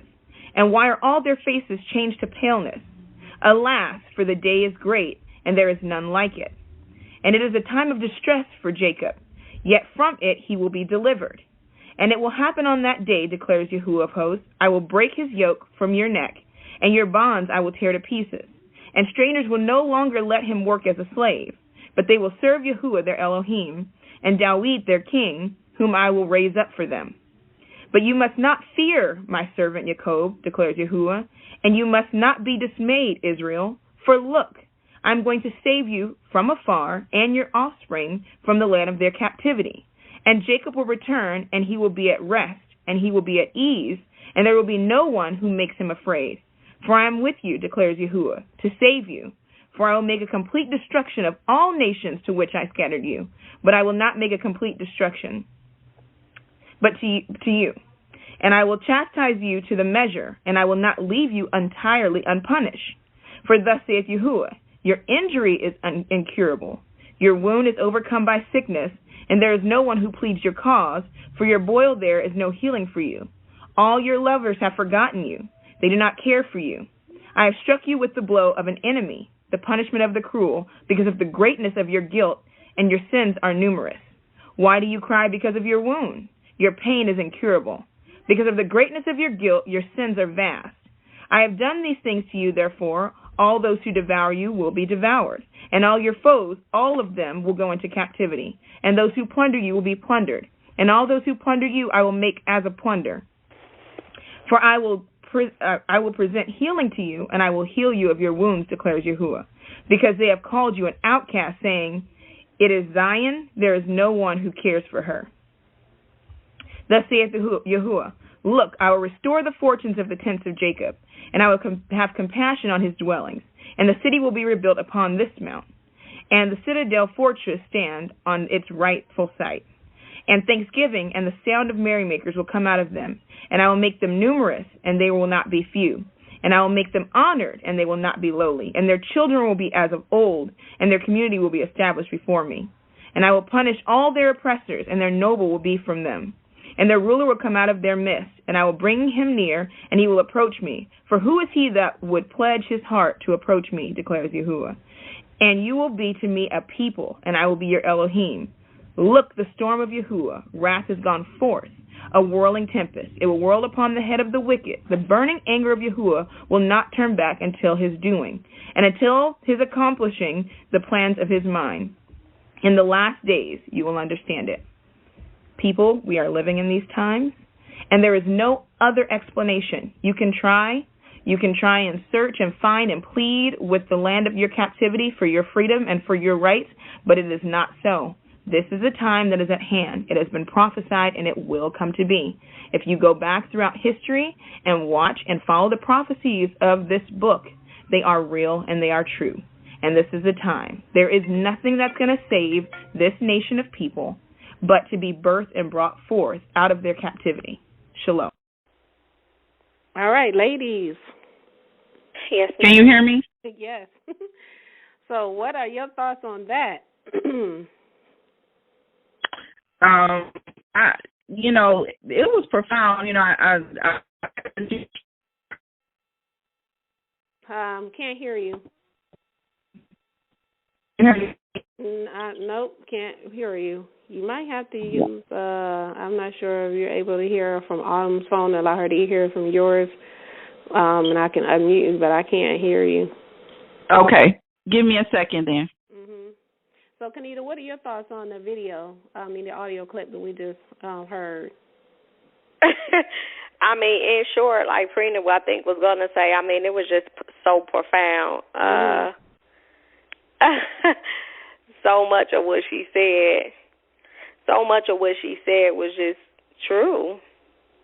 Yeah, for me, what stood out for me was what she was reading in Jeremiah chapter 30, verse 11, where she said that I will correct you justly, and I will not leave you unpunished. Yes. So he's letting you know I'm the correction that you're going through, it's going to be a just correction. Mm-hmm. You deserve it. He said, I'm not going to leave you unpunished. Mm-hmm. And then he says that I'm going to let you know that I'm the one that's doing this in verse 15. He says, so I have done these things to you. So we need to stop going around and just kind of bringing it back home to the current situations, with Alton, Sterling, and Philando, Castile, and this whole Dallas shooting. What are your thoughts on all of this just going on? Just because what she's saying here is just, it's so eloquently put. It was. I mean, the thing about it is, and that's why we have to know Scripture for ourselves, because when we do, you know, it's a blessing, whether if it's good or bad, to see prophecy fulfilled and to be able to see Scripture manifest in the natural realm. So I just feel like it's comforting to know that, you know, our Father even cares enough for us to, you know, chastise us, and I mean, it is what it is. But what I don't believe in is looking at the manifestation of the judgment that's coming against our people, you know, in the natural, for it to be looked at naturally, you know, because it's just a manifestation of a spiritual thing anyway. And I mean, that's Jacob's troubles, you know. But when you look at it, when you separate your emotion and seeing it, you know, naturally versus scripturally, then it leads you into your emotion and operating in flesh, which a lot of people, you know, are encouraging us to do, versus using wisdom and doing what we can do, which is being obedient. You know, if the same energy and the effort and emotion that we use for the wrong thing, if we use it in the right thing, then we will, you know, position ourselves, you know, and have better footing to head into the right direction, you know, versus, you know, lead off with our emotions, which is an absence of wisdom. And then, you know, suffer ourselves more, you know, consequences, because, you know, the natural, you know, realm is it's unjust, you know, it's injustices that we suffering, but we suffering it because of our very own, you know, disobedience. Okay, let me see if I can bring her. I'm not sure which number is hers. Let me see here. Try the 305, 313. 305. Okay, yeah, that's what I was going to try. That was the one. Okay, let me pull that one. Okay. All right. Okay, we can hear you now. Can you hear me? Okay. Okay. I was saying that the video was just brought, you know, light to the dream that I had a couple of weeks ago that I was sharing with you, Shaitan, of a woman giving birth, because I was actually giving birth, and I could not understand that dream and why I had that dream. But then listening to this video that you showed, I understand why I had that dream, and it was just it just brought revelation to the fact that the troubles that we are going through, the sadness that I have been feeling all along, you know, and I couldn't explain why I was sad, and you know, but it you know, it has to happen, and you know, we can't run from it, we can't hide from it. What Yahweh said is going to be so, and what we need to realize as a nation of people, instead of trying to band together and march and protest, we need to come together as a nation and unify and repent. You know, and cry out to the Most High Yah, and to pray, and to turn back to His covenant, and just continue to go hard to reach as many lost sheep that are out there, and to open their eyes and hope that they get it, because this has to happen. You know, these troubles that is upon us has to happen, because it's going from us being the tail to us being the head, and these are the things that must come to pass in order for the Messiah to come, so that He can remarry His bride. You know, that we can be redeemed back to the Most High Yah. And so, you know, am I saddened? Yes, I am. I'm hurt all the time when I see our brothers and sisters slain on the street, you know, by a police officer or by a racist person, because you know, that's somebody that you can identify with. It's your people. So of course I am hurt and distraught over it, but then again, I still know that these things are upon us because we are a cursed nation, and we turned away from the Most High Yah, and we stepped from His covenant, and this is our punishment. And no matter how much we are wakening up as a people, you know, we still have to go through our curse. He said 400 years we shall, be cursed for 400 years. So our 400 years is almost up, and we know that the dry bones of Ezekiel is coming, into pass, because we see all our nations are coming and awakening to the Most High Yah. And so, unfortunately, we do have to suffer, because you can't just slide in the kingdom, and he has to know who's going to serve him and who isn't. And those that keep his commandments are those that love him, and those that don't, those are the ones that hate him. And, unfortunately, with all these tragedies that's going on, and with the lady relating it to our birth pains, I can actually understand my dream now, if you understand what I'm trying to say. It's basically with the birth of a nation. Yeah. But I wanted to interject and just add this, but also being able to relate it to the birth pains, when you understand the purpose of the pain and the suffering, then it makes it easier to endure and go through, because it's not what you're going through, but sometimes how you go through and having an understanding of why you feeling the way you feel, because, our going through, it's pulling on us, spiritually, it's tugging on our emotions, on our hearts. We're feeling burdened, grief, we feeling grieved, it's a lot that's pulling on us, but understanding it's a part of the preparation for what's being birthed, then you can change your, perspective and go through, in a better way versus, fight against it. You can condition yourself to make it easier on yourself, which is really aligning yourself up with that word, versus fighting against it and taking these spiritual things and these things that are, like I said, being manifested in this natural realm. This all a spirit, begins in the spirit. If we take that on, it's all just a flesh thing, then we miss it and we fight against it. But seeing it for what it is, we can help move it along, and make progression. Even we're gonna be afflicted and we're gonna be heavy and we gonna suffer, and this is just the beginning of the pain. So don't cry now, because we're gonna suffer, and get acquainted and prepared for loss, all different kinds of loss, because we're gonna suffer loss on every side. And it's sad to say prepare your heart now, but prepare your heart, because you never know what kind of loss and where the loss is gonna come from. But we still have to continue on in this life, because it says those who endure to the end shall be saved, not those who want to give up and die, not those who want to commit suicide, not those who pray, to just disappear, but those who endure to the end. I pray to disappear. Hey, people want to disappear. I just want to disappear. Like, rather not even deal with it. That's what they're doing, though, sister. And you and I were talking this morning in regards to this whole flea doctrine. And this flea foolishness. You're trying to save yourself by your own arm. When he said that I'm going to be the one, he said, I'm the one that scattered you, and I'm going to regather you and bring you back. He didn't tell you to do anything.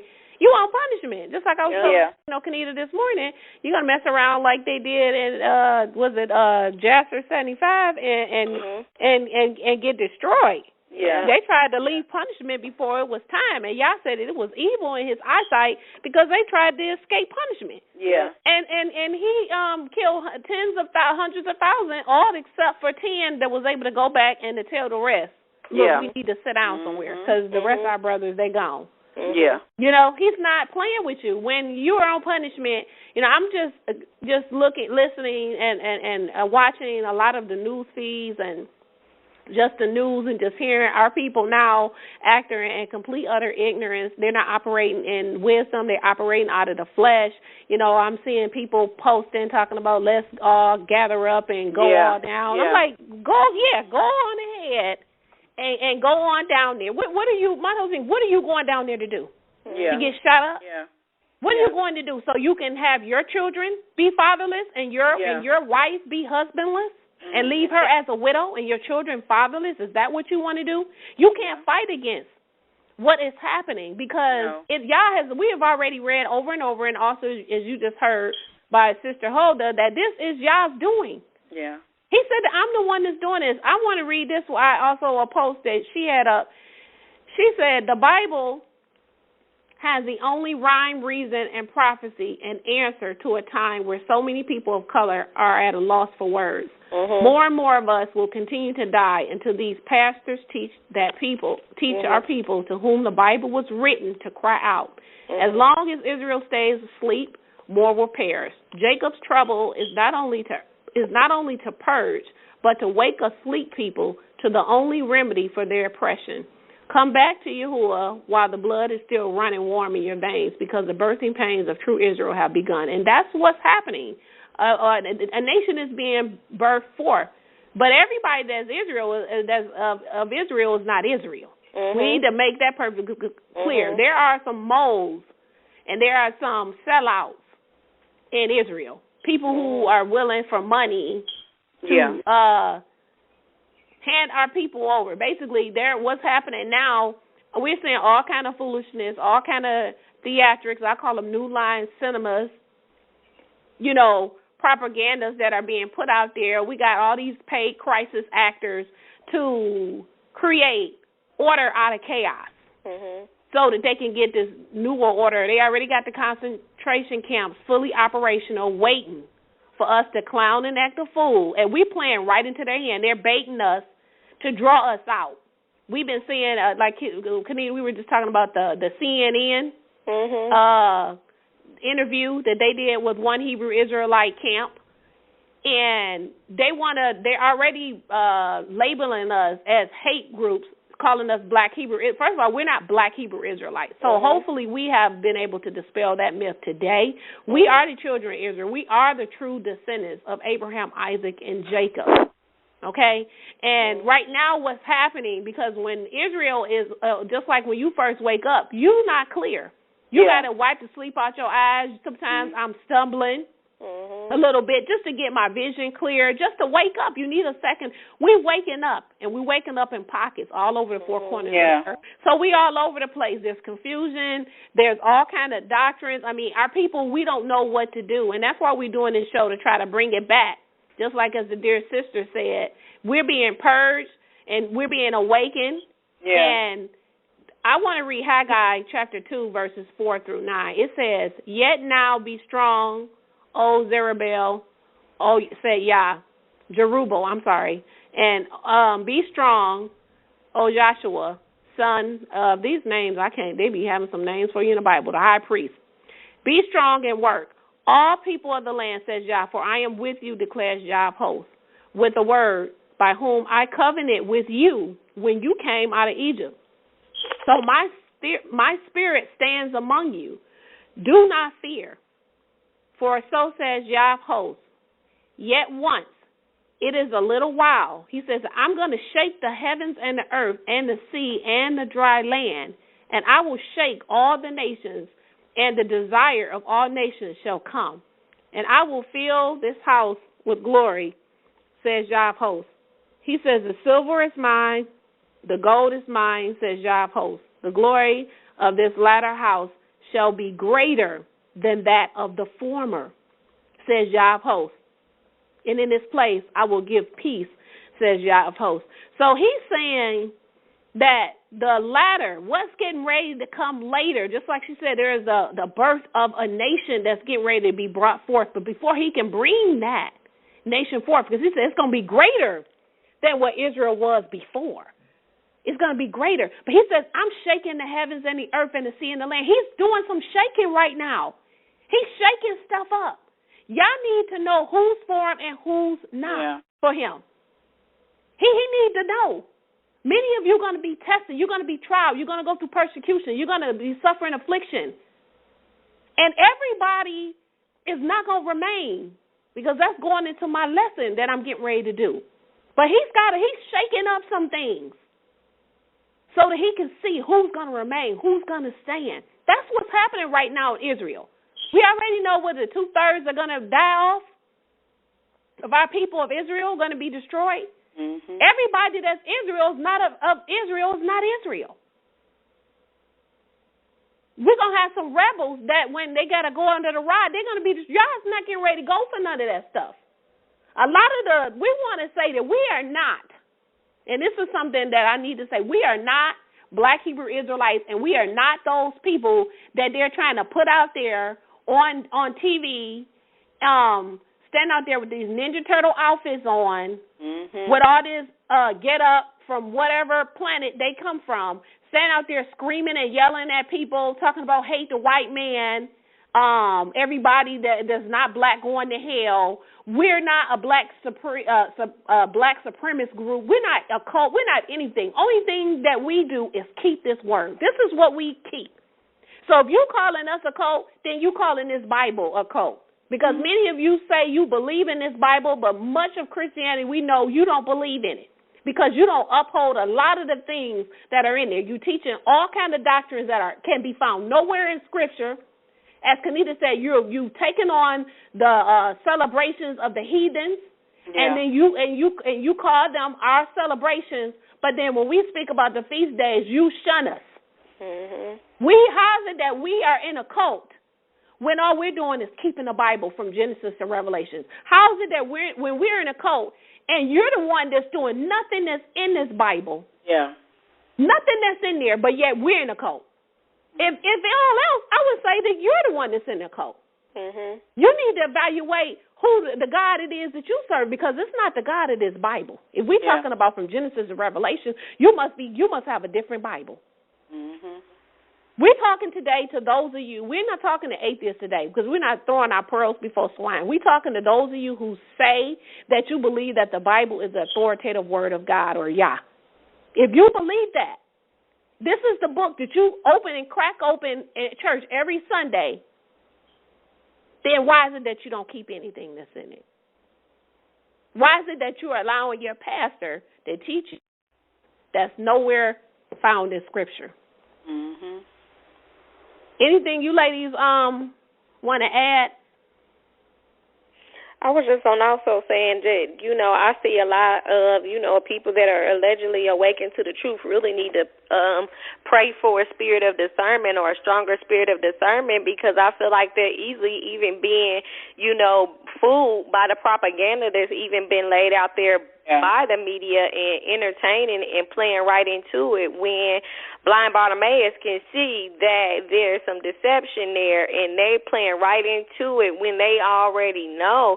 When you have Yah set apart spirit, he's just beginning to reveal everything that's untrue, or there's some type of deception or something placed in your sight to appear real, false evidence appearing real, is there. Your discernment, begins to make you aware. And I just see a lot of people who, are allegedly, awakened to the truth, not even discerning, what's going on. So, that's something that, people need to, really take seriously, and pray for, because if you believe in everything they say, then you really going to walk your butt right on into the FEMA camp thinking it's free groceries. You know what I'm saying?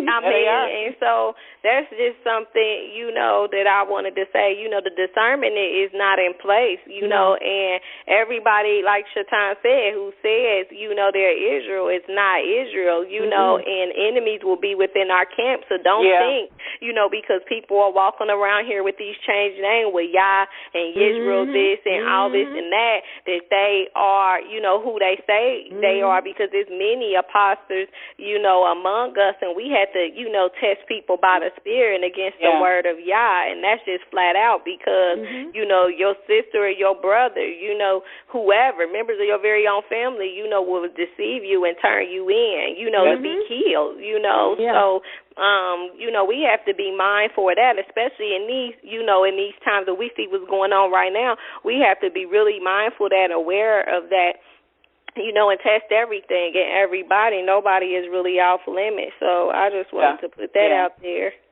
I agree with you, Kinnita. And just also, too, like, we know the word. For those of the ones that's coming in truth, those, just seeing them on Facebook talking about rallying and, and carrying on. When you know the word and you living by the word, you have to then dispel those things that's going out, not feeding in, like you said, into the propaganda, And so we need to be more in prayer. We need to be in more just reaching out to our lost brothers and sisters and not feed in to the propaganda. We need to start crying out to the Most High Yah and repenting of our sins and doing His will and staying on track and not getting sidetracked by what we see of these false flags that's going on. And so I agree with you, Kinnita, to pray for more discernment because a lot of these people that's coming in the truth, some of them have sincere hearts and some of them are wolves in sheep clothing. But for the ones that's sincere, they need to stay off. Some of them just need to stay off social media, period, listening to these false flags. Everybody who's talking. Yeah. As some people, every time somebody got to win the doctrine, let me go listen to here, and then go say, let me listen to. It's like that's why I said some of y'all need to stop listening and lending your ear to everybody who posting. Some people getting all hype and getting upset and ready to fight and go do. I get all of that. But you know what the scripture says. If you awaken, you know why we're in the state that we're in. We're trying to get our brethren who's still stuck in Christianity and those who don't have a clue to why this is happening. We're trying to get them, and then we got so-called Hebrews that's awakened. You joining the ones that's unlearned. I'm trying to figure out how learned you are. And I'm gonna say this: I don't care who it is. If anybody is telling you let's rally, let's march, let's fight back, anything that's contrary to trusting Yah, prayer, power, and words, then they are low in faith because only a scared man is going to run out with their ass closed fighting and Yah ain't told you to do nothing because the battle is his anyway. So therefore, anybody who's saying to run up and fight and get killed for the unnecessary, your life is your loss is not even for a purpose at this point. It's just senseless. They are operating in low faith and they need to check their fuel level, and that's where they need to begin at. And that's just a strong indicator that they're operating in fear and lack of faith, and you can't afford to be, having yourself conjoined or following or listening to someone who's operating in lack of faith, because when you begin to get scared and if you're not leaning to the word of Yah, then you're going to be operating in the flesh, and that flesh is going to cause you judgment. Well put. I wanted to play this dream of this sister that she had about Obama and the chaos that's going on with this election, and then she also was given Yah gave her a revelation to the current condition of this church. And I, when she was sharing this, I was like, wow, this is really telling the truth of the same dreams that I've been having. And so I kind of wanted to us to listen to that, and then we can bring it out and close this out, and I'll go ahead and begin with my lesson. But I wanted to play this. Hey, you just put out a article about Obama saying chaos is coming. Can you tell us a little bit about that article and your experience there? Yeah, sure. That actually just happened a couple of days ago. It was actually Sunday night. So crossover between June 26th and June 27th because it was the middle of the night. And I put it out on Monday, I believe it was, Monday afternoon. So about 1:45 in the morning, I had a visitation from the Lord, and a lot of people who know about me and know about my ministry have been having visitations since I was 6 years old. So it's been a while. It's a little over 30 years now. And they've increased more so in the last 3 years. And they've been more pointed towards the current events and end times and so on and so forth. So this particular experience, I found myself in a conference room, like a press conference, and it was about 50 or so people there, and I was sitting in the second row, the second seat in the last row on the right-hand side. There were these white tables that everyone was seated at, and each row had about, I don't know, four people or so. And I didn't recognize anyone in this room except for Donald Trump, and the only reason why I recognize it is because I'm sitting in the back row, so everybody's at my backside, and the only reason why I even recognized him was because of his, his comb over. Everybody knows the Donald Trump hairdo. Yeah. So, but of course this was professional. Everyone was dressed in suits and, business attire. There were recorders there. There were reporters and all of that good stuff, and the press. And so I'm sitting here and I'm observing all of this, and I see that Obama is pacing the floor, and he looks very, very agitated. And he's angry, and he's saying, they're pushing me. They're going to push me to do this. They're going to push me to cause drama. And then he walks over to this guy who's seated in the first row, and he is 3 rows in front of me.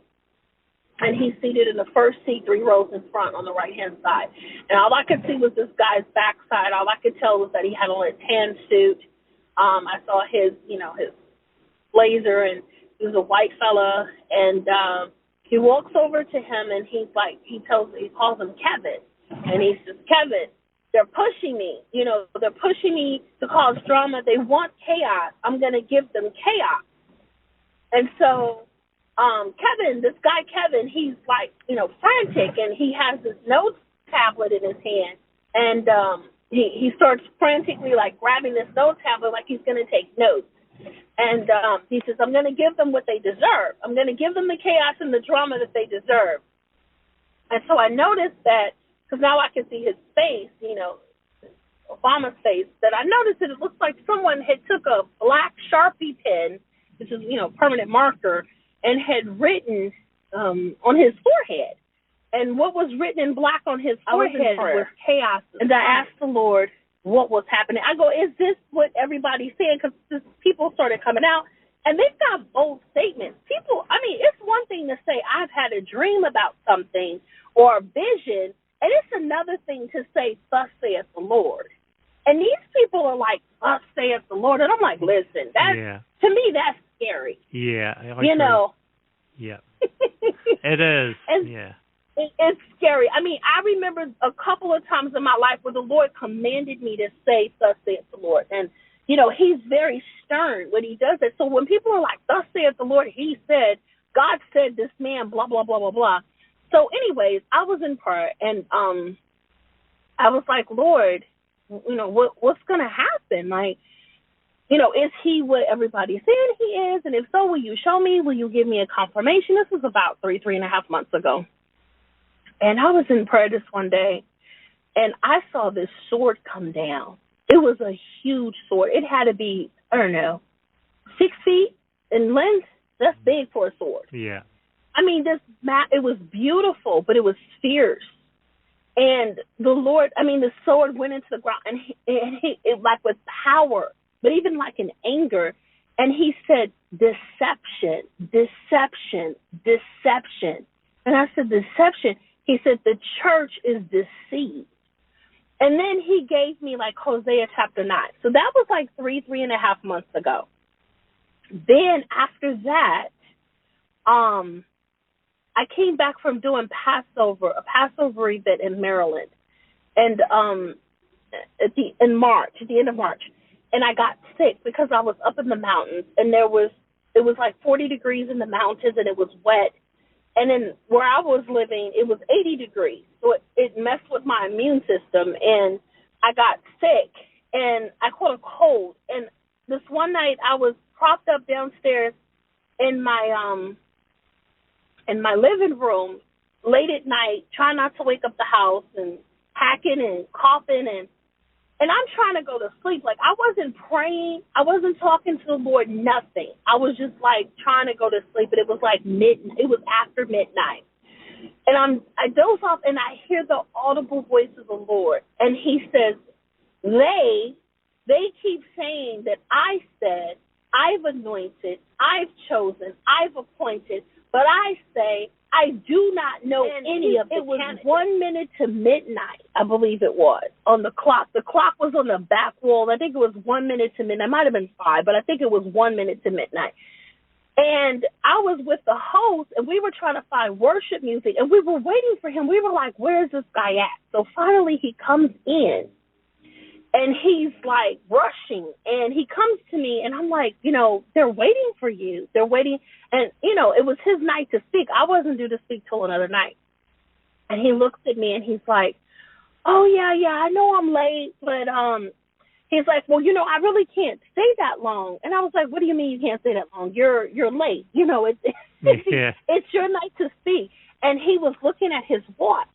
And he said, I'm late for a board meeting or, business meeting. And I was like, you're late for a business meeting? He says, well, I'll just go in and I'll just say a few words for them. I'll stir up the crowd and you could take over for me. And I said, wait. I said, wait a minute. I'm not due to speak tonight. This is your crowd. And this is what I told him. And he pats me on the back. He's like, yeah, but you're good at this stuff. You can take care of it for me. You'll be fine. You're good at this stuff. You do this stuff all the time. I said, but this is not my crowd. This is your crowd. You're due to speak to these people. He's like, well, listen, I'm going to go out there. I'm going to say a few things. I'm going to stir up the crowd. But afterwards, I have to go. I mean, it was just cut and dry like that. And so I'm standing there kind of in shock. And he goes out to the crowd, and the people are, like, clapping. They're so excited, like, this is going to be our president. Oh, this is going to be our president. And so he pulls out a piece of paper that's in his pocket. I don't know what was on the paper, but it was folded in fours. And he starts reading from this paper, and he's pacing back and forth. And everything that's coming out of his mouth is about money and politics.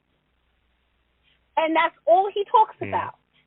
And then he folds up this piece of paper. He talks for, 5 minutes. And then he folds up this piece of paper. He puts it back in his pocket. He looks at his watch. He's like, you know, thank you for supporting me. Thank you for coming all the way out tonight. But I'm late for a meeting, and I have to go. And he leaves, and the people are sitting there, and it's like the crowd doesn't even know how to react. And some people are still sitting there with like a pasted smile on their face, and they're like, oh, well, this is going to be our president. Yeah. And other people are like, wait a minute, this is not what I came here for. I thought he was coming to minister to us. What do you mean? He didn't say anything that was pertaining to a testimony. I mean, the people were like, wait a minute, this is not what we came here for. Yeah. And the dream ended. And so the interpretation of the dream the Lord was showing me, which has been confirmed over and over again since I've had it, was that the church is deceived, basically. And what they're gonna find out is that he is not what they think he is. And he's not going to deliver what they're expecting him to deliver. It's going to be a huge disappointment. Now, you know, I've told people throughout the time, God has never said to me that the man is not going to get elected. Yeah. And he's never said to me that he is. What the Lord has emphasized to me is that we got bigger problems on our hands than whether or not he wins the election. And that's the person who's still in office. Yeah. And that has been my point over and over again. And no matter how much I say it, there's still people that they just don't get it. Yeah. They're just like, oh, you must Nebuchadnezzar might be sitting in the office. I don't know. Yeah. You know, either that or he coming. But I'm like, where is Jeremiah right now? Jeremiah is sounding the alarm saying, listen, you guys have been rebellious. You haven't repented of your sins. And here's the other thing. Part of the other parts that Judah and Israel were doing is that they were sacrificing their children to Molech, which is very interesting. Yeah. Because of the Supreme Court, the same day that the Lord showed me the tears running out of his eyes, the same exact day. And that's happened to me one other time. And it's so crazy because it's on about the year anniversary of the Supreme Court ruling about same-sex marriage. And the day that or 6 days before they ruled on that, the Lord gave me a dream, and I put out a video, it's still there, where he showed me the Constitution going up in flames and that they were getting ready to change the sanctity of marriage. And I was on a plane, and I told the people on the video, I said, I'm getting on a plane in 6 days to go to Dallas to to do my conference. And sure enough, 6 days later, while I was in the airport on my way to Dallas, is the day that they changed that marriage, the Constitution, as far as, man and wife thing, or man and woman. So that's the other time he's done that. And then this time when I saw those tears in his eyes, it's the same exact day that the Supreme Court, later on that day, because this was like the wee hours of the morning, later on that day is when the Supreme Court ruled banning, I don't even know what all the details is, but basically they made it, all of the laws, all of the things that they had to go through to be an abortion clinic and all the procedures that they had to go through are all wiped out now. And they made it easier than ever. Since 1973, they have now made it easier than ever to get an abortion here in this country. Yeah. And that was one of the things that made God so angry about the Israelites, was that they were worshiping other gods. He had said in Jeremiah chapter 3 that they had prostituted themselves with other lovers, which, were other gods. They had caused their children to run or to go through the fire. And that's what it's always termed. They were sacrificing their newborn, and all of this. And it's all what America has done. It's all the same thing. And so because of that, God's anger kindled against his own chosen people. And so I always tell people, listen, if Israel didn't get away, what makes you think we're going to get away? Yes. Okay. Brina, Kinnita? Yes, ma'am.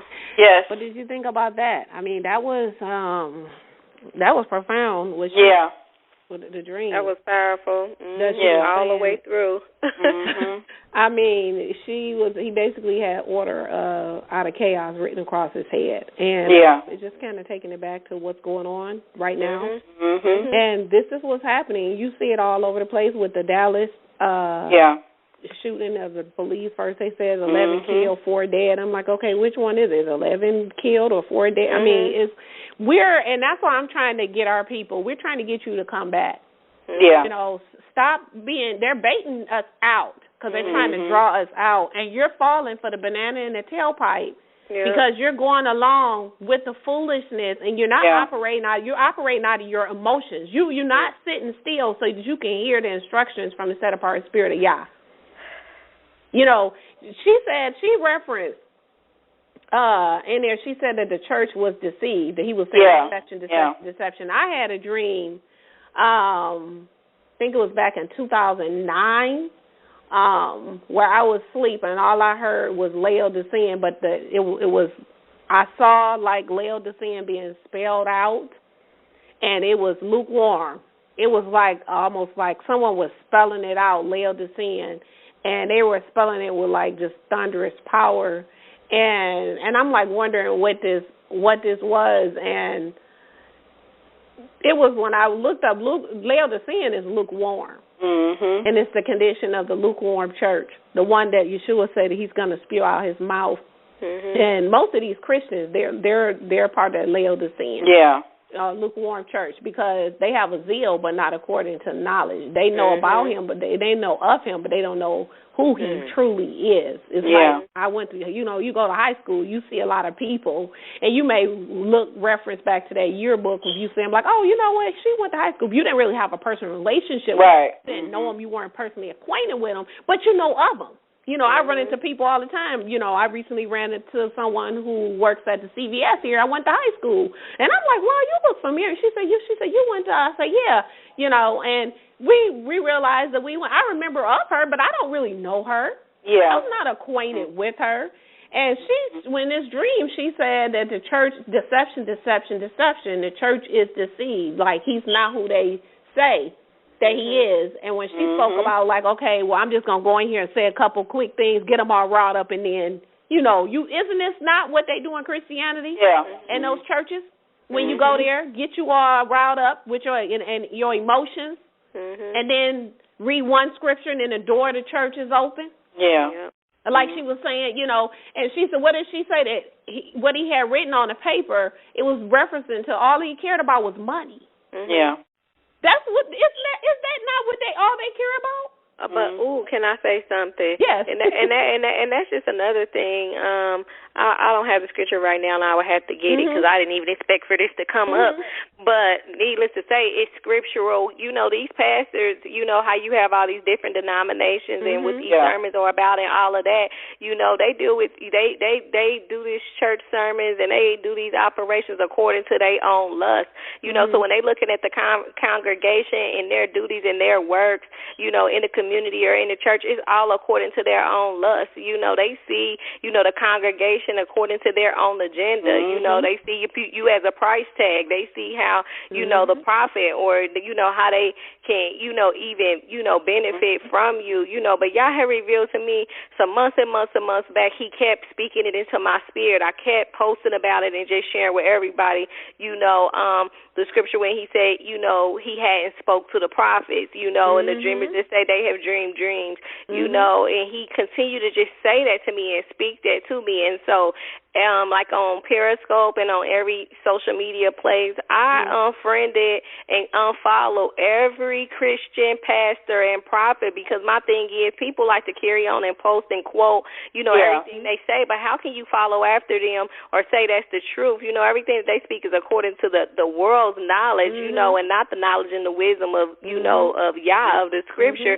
So how can you continue on with their quotings, their messages, their conferences, or their man-made wisdom or philosophies of men when you know that they're not preaching the truth of Yah, because what they're saying is not according to the Bible, it's their own interpretation.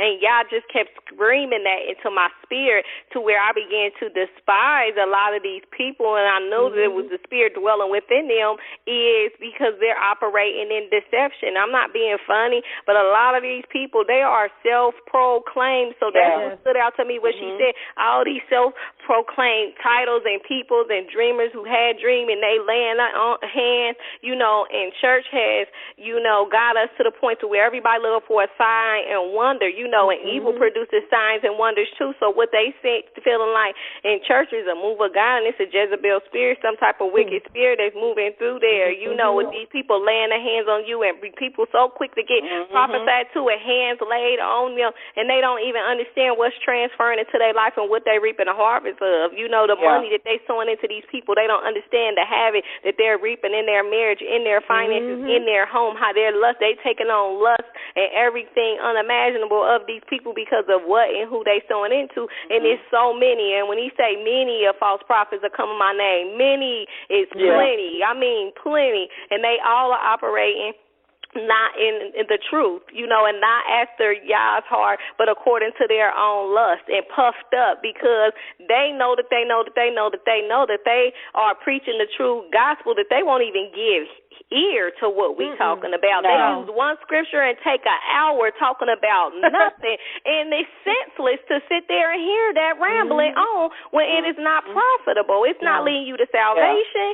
It's a waste of time. And so, you know, that was just really what was standing out to me, you know, when she was saying that, because it's so true, because I know what Yah, you know, has revealed to me, you know, concerning, you know, the heart and these prophets, you know, and these people, even these leaders, period. You know, everybody's looking for a leader, and that's what got Israel in trouble, too, because we wanted to be like the other nations so bad, and here we are again, always looking to a leader. Don't trust in the arm of man. You looking at Barack Obama or if it's Trump, it really don't even matter to me who they put in office because them are not my leaders and they can't get me to no salvation. I can't trust on their armies because their armies will be utterly destroyed. So you running them for help and you think that you're going to rely on their hand and y'all all are going to be obliterated. So, you know, quit trusting in people and really get with your Father, Yah, the one who has the power and the knowledge anyway. I mean, they're not going to. When she would reference, because she would say they were saying, "Thus says the Lord," and he said this, and then knowing that he was like, that's why she was saying. He said they saying this, but he said, I ain't sent them. I ain't sent none of them. And people want to hold on to all these titles and these churches and stuff. Yah is not about all of that. He doesn't care about that, but she referenced that Yah gave her Hosea when he talked about the deception. He said, she referenced Hosea 9. I'm just going to read Hosea 9:1 and then verse 17. Hosea 9:1 says, O Israel, do not rejoice for joy like the other people, for you have gone lusting away from your God. You have loved a harlot reward on all threshing floors of grain. He says, my Yah shall reject them because they did not listen to him, and they shall be wonders among the nations. Mhm. And so, with that being said, we have nothing to rejoice. Yeah. He said, you going after your horse while you celebrating 4th of July? Mhm. All these Negroes celebrating 4th of July, and then what they do, they turn around 2 days later and kill your brethren in the street. Yeah. Where was all of that then? Now you over here talking about hate the white man. You was just sitting up having the pork hot dog with them and pork and beans stuff. Right. Okay? Mhm. You know, he just said, do not rejoice, enjoy like the other nations. He said, why? We ain't got nothing. We have nothing to rejoice and celebrate over here. He said, I hate your feast days. Stop celebrating all that. He don't care nothing about this. Yeah. He said, you have gone lusting after after other gods. You have a harlot's reward on your back, and you around here celebrating with them. Mm-hmm. And this country just showed you 2 days after that how much they care about you eating pork hot dogs with them. They could care less. And if you about think your that ribs it's and harmless barbecuing. to be celebrating at them holidays, it's idolatry. You know, anything that doesn't pertain to your God, then it's idolatry. You know, it just is what it is. So, you know, you can try to rationalize it all you want to make yourself feel good about it.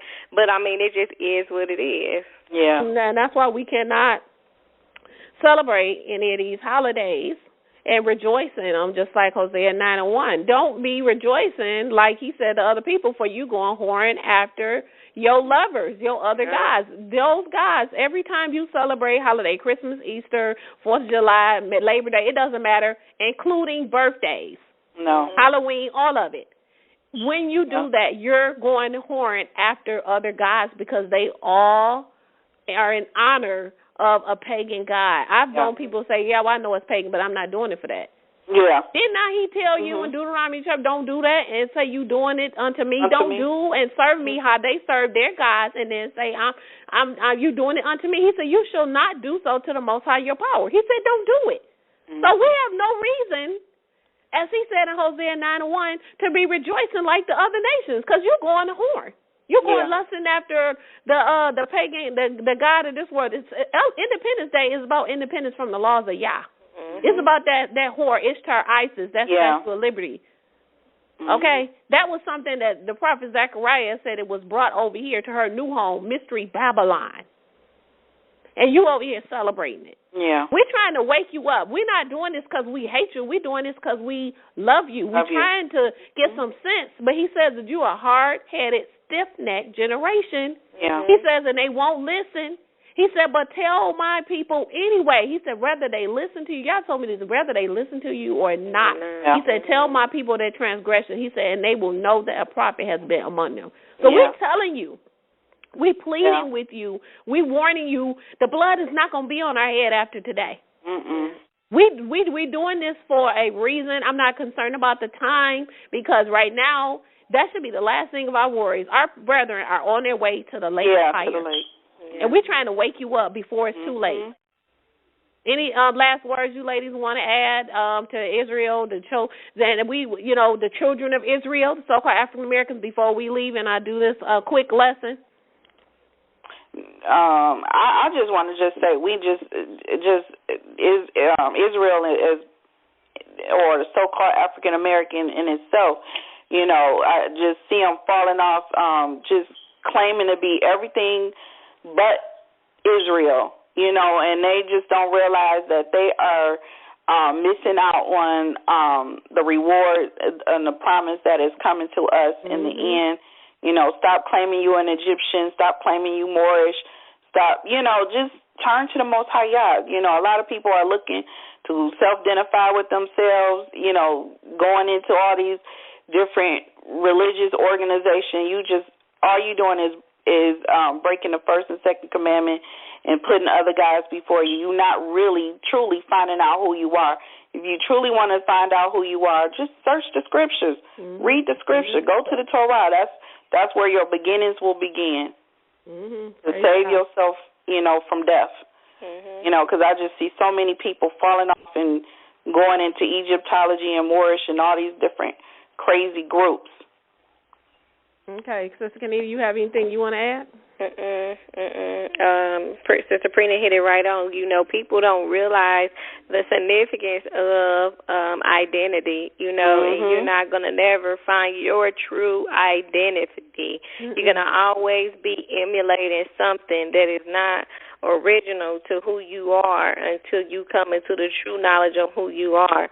And the true knowledge of who you are is found in Yah in those scriptures. And so when you align yourself with who you are, and if you're a so-called African American and your family came to the Americas by the Atlantic Slave Trade, and you are, you know, Israel, and you need to start, you know, building your identity there, you know, in the truth of Yah, you know, and that's how you can begin to establish your relationship with Him, by seeking Him, because He said, those who seek me shall find me. So if you're really not seeking after the truth, then you're going to find everything underneath the sun but the truth of who He is. So when we say, oh, is she in the truth, or she's supposed to be awakened to the truth, because it's the truth of Yah. It's the truth of who He is, which the Christian church don't have, Islam don't have, Buddha don't have, and none of the Jehovah Witness, or none of the rest of them don't have. They God have no power, and they God does not save, guaranteed. Yes. You know, you want to experience signs and wonders and chill bumps and all of that,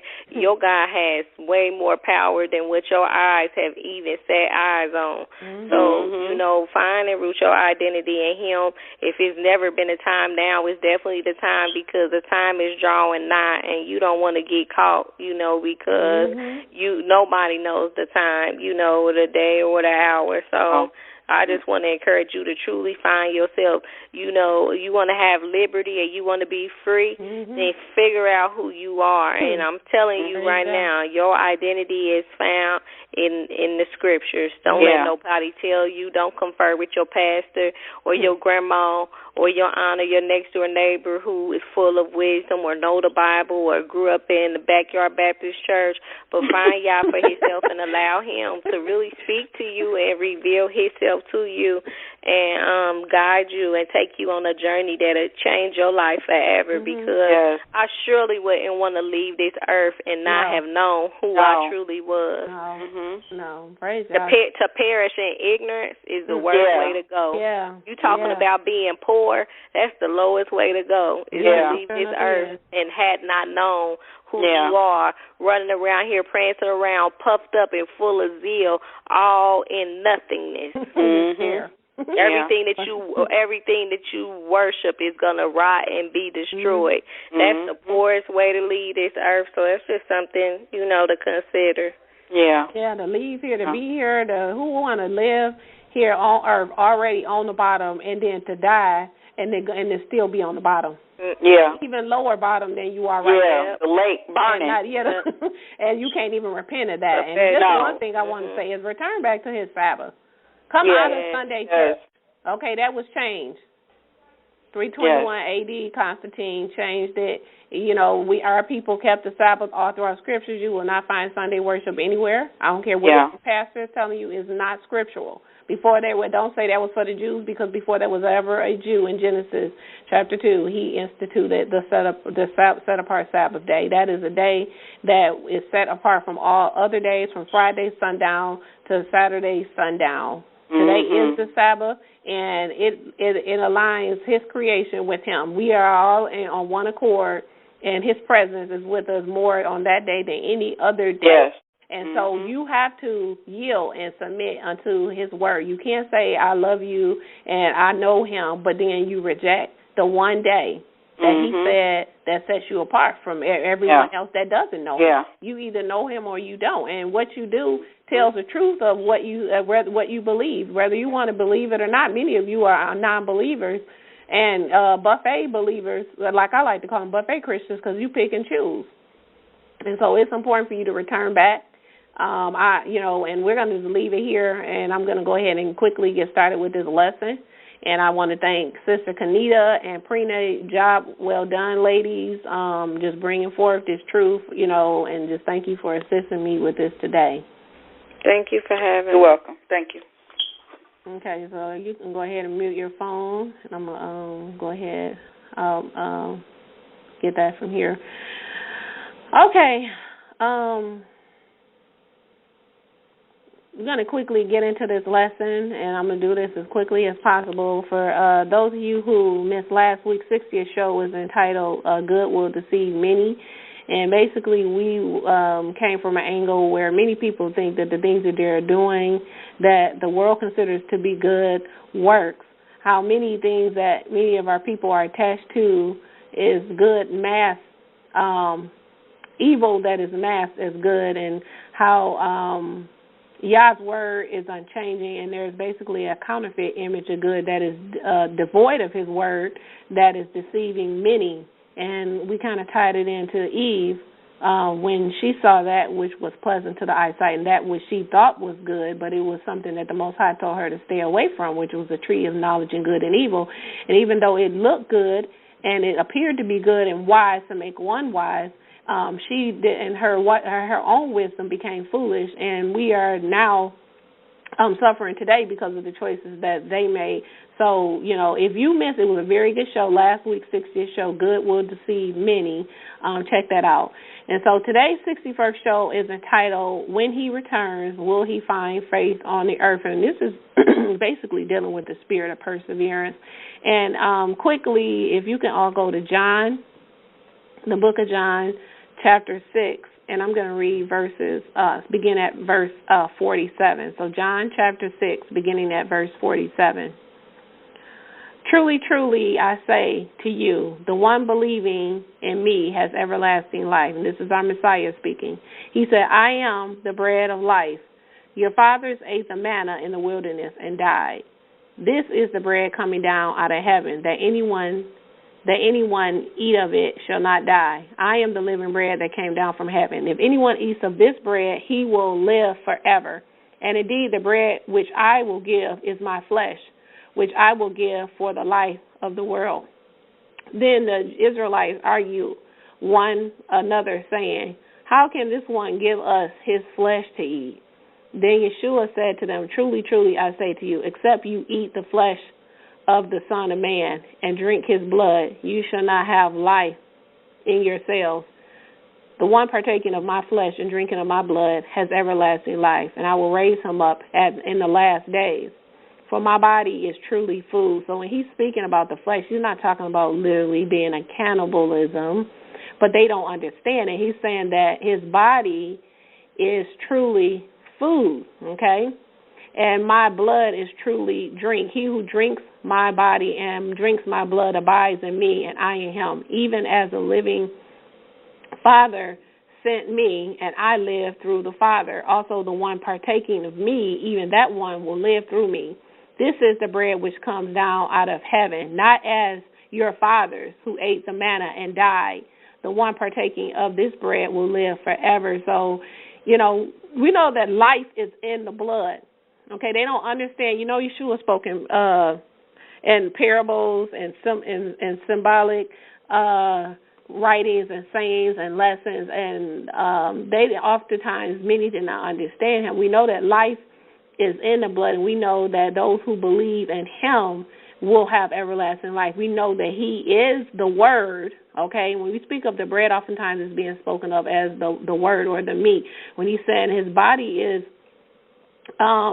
truly the food and his blood is truly the drink, we know that he said if you drink of him, you will not thirst, okay? That thirst will be quenched. And that goes back to what, Kinnita and Prina was just saying as far as thirsting for righteousness and thirsting for those things that are of him and not those things that are in the world. And I'm going to go ahead and continue in verse 59. He said these things teaching in a synagogue in Capernaum. Then many of his disciples having heard, they said, this word is hard. Who is able to hear it? Who was able? He says to hear in Hebrew means to obey and to understand. So he's saying, this word is too hard. And who's able to hear, to understand it? But knowing in himself that his disciples were murmuring about this, Yahshua said to them, does this offend you? What if you see the Son of Man ascending to the place where he was before? It is the Spirit that gives life, okay? The flesh does not profit nothing. The words which I speak to you are spirit and are life. So we know his word is alive. His word it quickens. When his spirit, it quickens you. When it came into this truth and I began reading Matthew chapter 7, my spirit was quickened. It became alive, and I began to, get understanding of things that I once before read had no understanding of. In verse 64, he says, but there are some of you who are not believing. He says, for Yahshua knew from the beginning who they were, the ones not believing, and who was the one who would betray him. So he already knew that there are some that were among them, that really didn't believe. And he said, I already knew from the beginning who these ones were that were not going to believe and who was going to betray him. Verse 65, he said, because of this, I have told you that no one is able to come to me except it is given to him from my Father. So that's the reason why many people are not being drawn, because he already knew that they weren't coming anyway. He said, I knew from the beginning. So a lot of times when we continue to minister the truth to people and we see that people are resisting it, they don't want it, they're not coming, and they're stiff-necked, because oftentimes they're not being drawn, and you are, because the Father already knew that you were going to come, okay? They don't have ears to hear because many of them are already, because of their unbelief, they're not being drawn, and that's why Yahshua is saying here that no one can come to me unless they're given to him from the Father. Verse 66, he says, because of this saying, many of his disciples turned their backs and did not walk with him. So many of them, when he said this, they turned their backs. They no longer decided to walk with him. Therefore, Yahshua said to the 12, do you also wish to go? So he's like, okay, they gone. They couldn't deal with my teaching. They couldn't stomach it. Are you going to leave too? Are you going to leave because of this teaching? Can you not deal with this too? In verse 68, then Simon Peter answered him, Master, to whom shall we go? Like, where should we go? He said, who else we going to go to? He said, you have the words of everlasting life, and we have believed and have known that you are the Messiah, the Son of the living Yah. So in this passage, I want to bring out two important points that's being made. First, there were many, like I said, who did not understand his teachings. They were confused at his teachings. And even as we read in verse 60, that his teachings were too hard for anyone to obey. Because I told you in the Hebrew, to hear means to obey and to understand. And so, and continue on, because of this saying, it says that many turn their backs and discontinue from following him. So I want to read a precept to that. I want to read Deuteronomy chapter 30, and I'm going to begin at verse 10. Deuteronomy 30, verse 10. It says, for you shall listen to the voice of Yah, your Abba, to keep his commandments and his statutes, which are written in the book of this Torah. For you shall turn back towards Yah, your Abba, with all your heart and with all your soul. For this command which I am commanding you today is not too hard for you, is not too far off.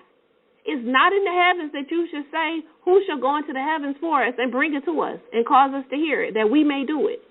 It's not beyond the sea that you should say, who shall cross over for us to the region beyond the sea and take it for us and cause us to hear it, that we may do it. For the word, he says, is very near to you, in your mouth, it's in your heart, that you may do it. So he's, when pastors, I've heard people in the Christian churches tell people, I had a deacon.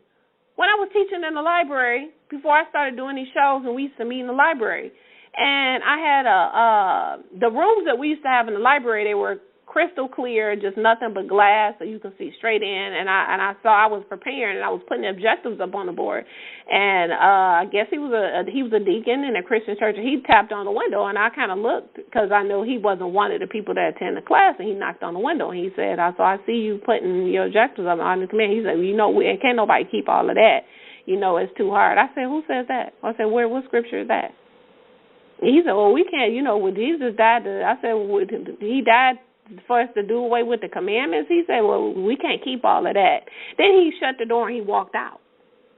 He said it's too hard. How many of you who have been in the church, who are listening to this audio broadcast right now, have ever heard someone say, it's too hard, we can't keep all of them laws, we can't keep all of them commandments? He just got finished telling you in Deuteronomy chapter 30 that it's not too hard. He said, this is what I'm commanding you today. It's not too hard. It's not too wonderful. It's not too far off. Nobody got to fly up to heaven to get it and say, who's going to bring it to us so we can hear it? He said it's not beyond the sea where somebody had to get in a boat and go across the region to get it. He said it's right here. Right here. He said it's very near to cause you to hear it. It's no excuse. He said it's you without excuse. We continue to keep listening to these pastors who have no idea who Yah is. Proverbs 9 and 10 says that knowledge of who Yah is understanding. That's what understanding is. When you know who Yah is, you understand. They have no understanding because, first of all, they don't know who Yah is. He told them in verse 17, he says, but if you turn away your heart and do not listen and are impelled to even bow down to other gods to serve them, I have declared to you today that you shall certainly perish. You shall not prolong your days in a land which you are crossing to Jordan to go there to possess it. He said, I call heaven and earth to witness against you today that I have set before you life and death, the blessings and the curse. Therefore choose life, that you and your descendants may live.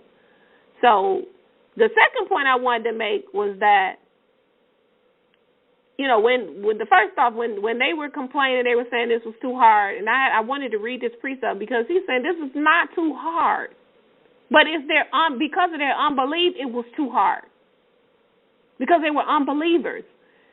And the second point was, you know, the question that the Messiah posed to the rest of his disciples. You know, Yahshua asked the question in John 6:67. When the rest turned their backs, he said, do you also wish to go? And so many like the idea of following our Messiah, but the reality of what is required to follow him is what many reject. You know, they love to say, oh, I know Jesus. Oh, I know my Messiah. I know my God. But they reject the reality of who he really is and what he requires. You know, they're deceiving themselves into believing that they're disciples of the Messiah, but they're nothing more than an unfaithful bride. You know, so again, many cannot stomach the reality of who Yah is and the requirements that they're going to have to obey to enter into the kingdom. So just as these men did in John chapter 6, they gave up because it was too hard and they turned their backs on Yahshua. And when you turn your back on Yahshua, you turn your back on everlasting life. Therefore, you're forfeiting your salvation. And this is why Hebrews 4 and 12 reads, for the word of Yah is living and active, sharper than any two-edged sword, piercing to the division of the soul and of the spirit and of the joints and of the marrow, discerning the thoughts and intentions of the heart. This word is alive. It's like a two-edged sword, and it discerns the thoughts and the intentions of the hearts of men. Many people think they know who they are, but they have no idea that they don't even believe, and they really don't love him like they think they do. This word is going to discern your true heart and your true intentions towards Yah, if you really love him or not. It doesn't matter what they tell you. All you got to do is look at their life, and that tells you everything you need to know. 1 John 2 and 19 says, they went out from us, but they were not of us. For if they had been of us, they would no doubt have continued with us. But they went out that it might be made manifest that they were not of us at all. So those who turned their back on Yahshua because they couldn't deal and stomach with the truth of what his word was saying, and they were really unbelievers but just didn't know it. He says, look, let them go. He said, okay, are you going to go also? See, those that leave, they leave it. Let them go. Those who reject you, let them go. They don't want to accept the truth, let them look. I told you earlier, Yah is he said he's shaking up some things. He's shaking things up because he needs to know. Romans 11 and 5 tells us, so too at the present time there is a remnant chosen by grace. There's a remnant. Because Yah knows the hearts of them that will serve him. And he said, I knew them from the beginning. That's why he said in John 6:64, but there are some of you who are not believing. For Yahshua knew from the beginning who they were, the ones not believing and who was going to betray him. He already knew. He said the exact same thing in 2 Timothy 2:19 when he said the Most High knows them that are his. So again, Yahshua asked a question. He said, do you also wish to go? Will you stay or go? Because many can't stomach his teachings, the true teachings, not the fake prosperity gospel that Pastor Porkchop telling you every Sunday. I'm talking about his real teaching. Many cannot stomach the fact that they're going to have to let go of Christmas, Easter, Halloween, celebrating birthdays, no more Sunday worship. They're not going to be able to stumble that they can't go shopping on Saturday and go into the movies. And not only are many unable to cope with it, but even fewer understand it. They think it's too hard. So it's easy for Pastor Shrimp to tell them the law's done away with. So this is the leading of why I'm being led to do today's short message. When he returns, will he find faith on the earth? Luke 18, 1 and 8, and I want to read this, Luke 18, 1 through 8, and then explain the parable that's being spoken of in Luke chapter 8, because many can't deal.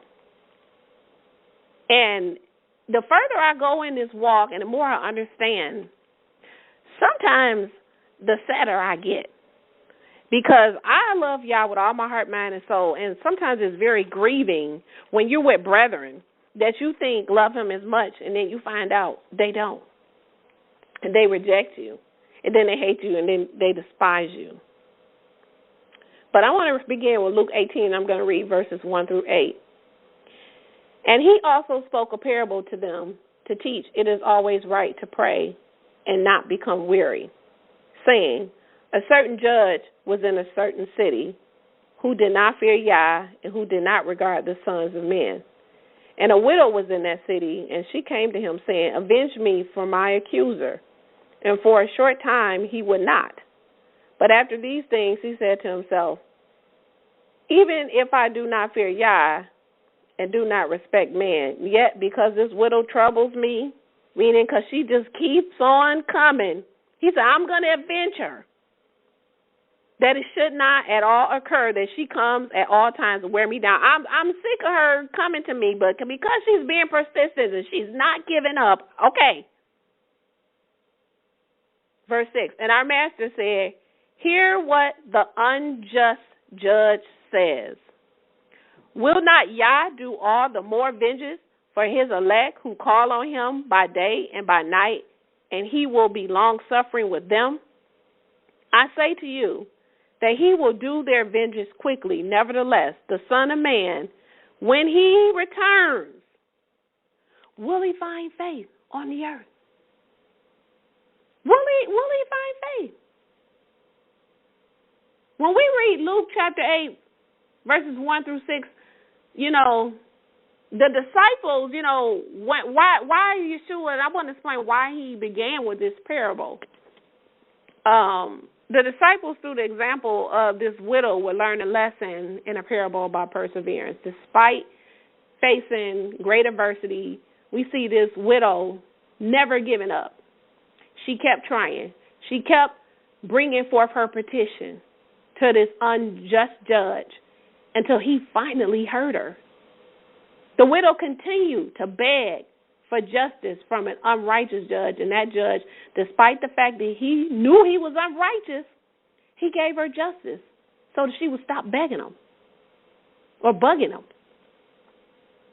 So the moral of this story is we can't give up. We can't give up.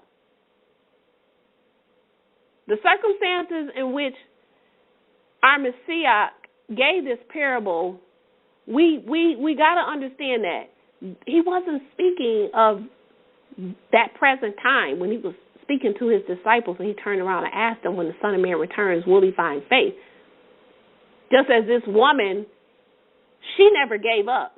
She kept petitioning him until she finally got what she wanted. But he said, what are you going to do? When I come, am I going to have this kind of faith on the earth? We know that when he made the statement, it wouldn't be during the time when he spoke it, but rather during the time that will precede his return to the earth, which would be at the end of this age, the time that we're in right now. And for me, when I read this, and, when he speaks about this, to me it's almost chilling, because it's clear that this is going to be a time that's unlike any other time on the face of the earth, and it's going to be, without doubt, clear that there's going to be much suffering on the earth, and I feel it, and my brethren feel it. Anybody who had a set-apart spirit of Yah, we are grieving because we feel it. And when he's speaking, he must know that these end times are going to be so bad that he was going to have to ask the question of whether or not there'll be anybody that will have any faith left on the earth when he returns. And so the fact that he even has to question it should tell us. We know that only a remnant is going to be saved. So that should answer your question there. So I want to, the condition that is going to be there, we see that in 2 Thessalonians chapter 2 and 3, Paul said that the days shall not come except there be a great falling away. So we know that there's going to be a great falling away. Before that day is his second coming, the coming of our Master. We know that day is not going to come unless there's a great falling away from the faith. We're starting to see people, and I'm seeing it, falling away, people who were gung-ho for this truth, and then all of a sudden now they off into some crazy ziggity-boom religion. I'm like, what in the world is going on now? He told us in Matthew chapter 24 and 12 that because lawlessness would abound, meaning because it would increase, that the love of many would wax cold. We see that happening now. He warned us of how evil it would be in the last days. And I want to read 2 Timothy chapter 3, verses 1 through 5. He says, know also that in the last days perilous times shall come. When he says perilous time, he's talking about very difficult times will come. For men will be lovers of them own selves, coveters, boasters, proud, blasphemers, disobedient to parents, unthankful, unset apart, without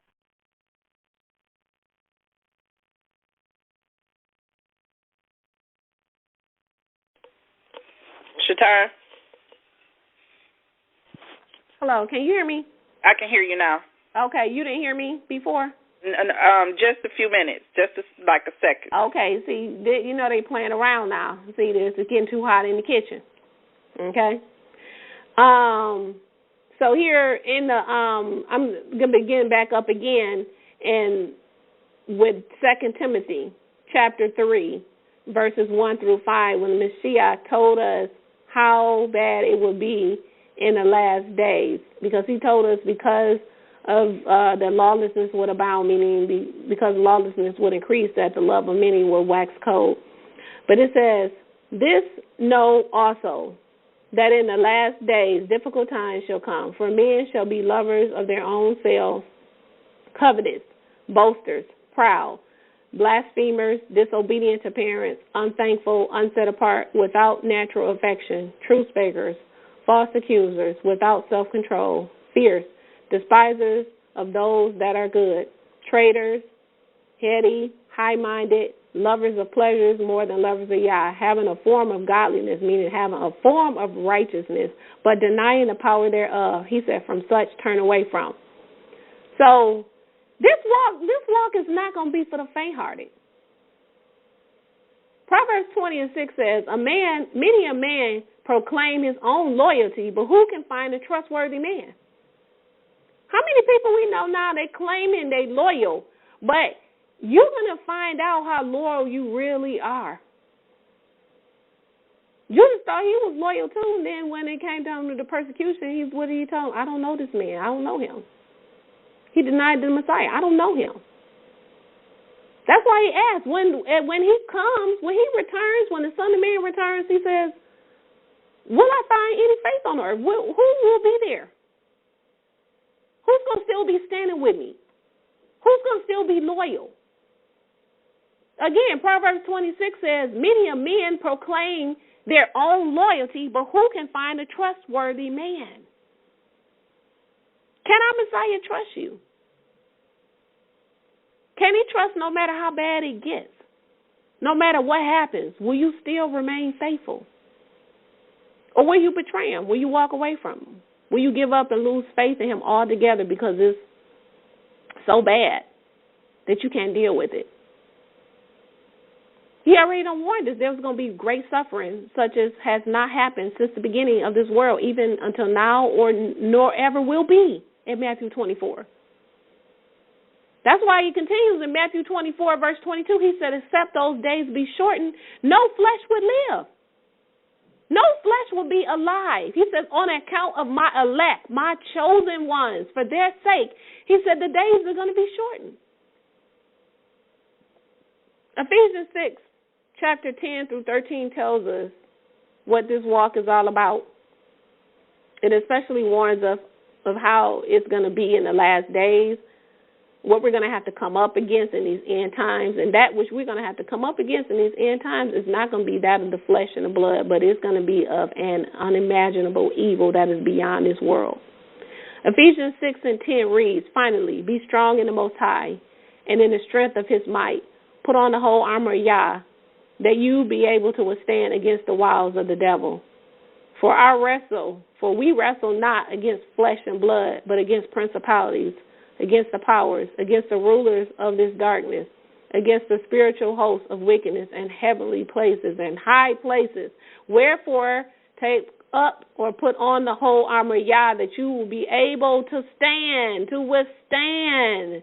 Put on the whole armor of Yah, that you will be able to withstand in the evil day. We're in this evil day, and it's going to get even more evil, so that you'll be able to stand. He says, having done all, what? To stand. If we want to see the kingdom, we have no other choice but to stand. If we want to be part of the new nation, the nation of Israel that's getting ready to be birthed forth, we're going to have to go through. Because when we don't persevere in the faith, that's when we give Satan the opportunity to accuse us. That's when he always going up. He said, going up night and day and night, accusing us. See, you said that she served you. Look what she over there doing. Look, you said he served you. He told you he loved you. Look, he's not over there. He over there celebrating 4th of July. Look, he over there celebrating Christmas. He said he loved you. Look, he over there fornicating. Look, he don't gave up. He don't went for the truth. Now he over there talking about they're Egyptians and Egyptologists. Again, this walk is not for the faint-hearted, because we're going to be tested. Not tempted, because y'all say he can't tempt. That's Satan tempting you when you're drawn out after your own lust. But we will be tested from time to time. And he told us that those who serve our master will be persecuted. And I want to read Romans chapter 8, and Paul quotes this message, about testing and measuring the heart of a true servant. If you could quickly go to Romans chapter 8, and I want to begin reading at verse 28. Romans chapter 8, verse 28, it says, but we know that the ones loving Yah, all things work together for good to those being called according to his purpose. And he knew them in advance, and he sealed them with the likeness of image of his Son, that he might be the firstborn of many brothers. But whom he marked in advance, these he also called. And whom he called, these he also justified. Whom he justified, these he also glorified. With them shall we say to these things, if Yah be for us, who shall be against us? Truly, he who did not spare his own Son, but gave him up on behalf of us all, how will he not freely give all things to us with him? Who will bring any charge against the elect of Yah? Yah is the one justifying. Who is he condemning? It is Messiah who has died, but rather also is raised, who also is at the right hand of Yah, who also makes intercession on our behalf. Who shall separate us from the love of Yah? So what's going to separate you from the love of Yah? What is going to separate you and cause you to give up your back and turn your back on them like they did in John chapter 6? What can separate you? Who shall separate us from the love of Yah? What's going to separate you? He says, shall tribulation, distress, persecution, famine, or nakedness, or danger, or the sword. Meaning if this requires you to die, just like Stephen did, going down fighting. He said, what is going to separate you from the love of Yah? What's going to cause you to separate yourself from the love of the Messiah, Yahshua? What's going to cause you to turn your back on him? When he returns, will he find faith? He says, even that it has been written, for your sake we are killed all the day. We are counted as lambs for the slaughter. But in all these things, we are more than conquerors through him loving us. We've already overcome. For I am persuaded that neither death, nor life, nor cherubs, nor rulers, nor armies, nor things present, nor things to come, nor height, nor depth, nor any other thing created will be able to separate us from the love of Yah and Yahshua, Messiah, HaMashiach, our Master. What is it going to do? What's going to separate you from him? Because we get ready, we are upon those times now. We're upon those times now. But, we're going to go through great tribulation. He's already told us. We know that the Anti-Messiah is going to wear out the saints of Yah, because he talks about that in Daniel chapter 7 for 3.5 years. But it also gives us hope because it speaks of the fact that there will be people of faith on the earth at that time who he says will be strong and do the work. But by the end of this 3.5 period, the scriptures tell us that the Anti-Messiah will have scattered the power of the set-apart people just before the return of Yahshua. Yahshua is not coming back for an unfaithful bride. He's not coming back for the faithless and those who will crumble in the fire when persecuted for his name's sake. He's not coming back for a whore that's committing adultery, acquainted herself with the world, though they knew the requirements of following him. See, that's what we call the foolish virgins. As in the case of Esau. Esau desired to inherit the blessings, but there was no place of repentance in his heart to turn away from sin. We don't want to be as the foolish virgin, crying in the end because we never prepared our hearts to seek the Torah Yah, and therefore we had no oil in our lamp. He's not coming back for those who give up hope when the persecution is so bad, those who allow doubt and distrust to cloud their mind to the point where they no longer watch, pray, and seek for his return, thus becoming an unbeliever because they have no hope in the things that they cannot see, but only those things that they can be seen. They have no faith. They no longer trust. They no longer trust in him because their hearts have failed him. So we can't just have faith in that which we see, but we got to have faith in those things that are not seen. Only those, as Sister Kinnita said earlier, that endure to the end will be saved, because this walk ain't for no punks. It requires those that are willing to walk that narrow walk. And I want to read in Matthew chapter 7, 13 and 14, it says, enter the narrow gate, for wide is the gate, and broad is the way that leadeth to destruction, and many enter through it. But small is the gate, and narrow is the way that leads to life, and only a few will find it. So again, we read that narrow is the pathway to Yah, and there's only going to be few that's going to find it.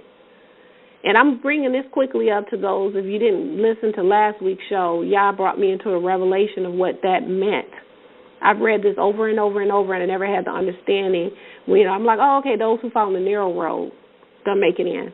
But he brought the revelation, and I went to the strong Hebrews 6:8, 6:2 to find out what narrow meant. And in the Hebrew, narrow means anguish, distress, sorrow, tribulation, trouble.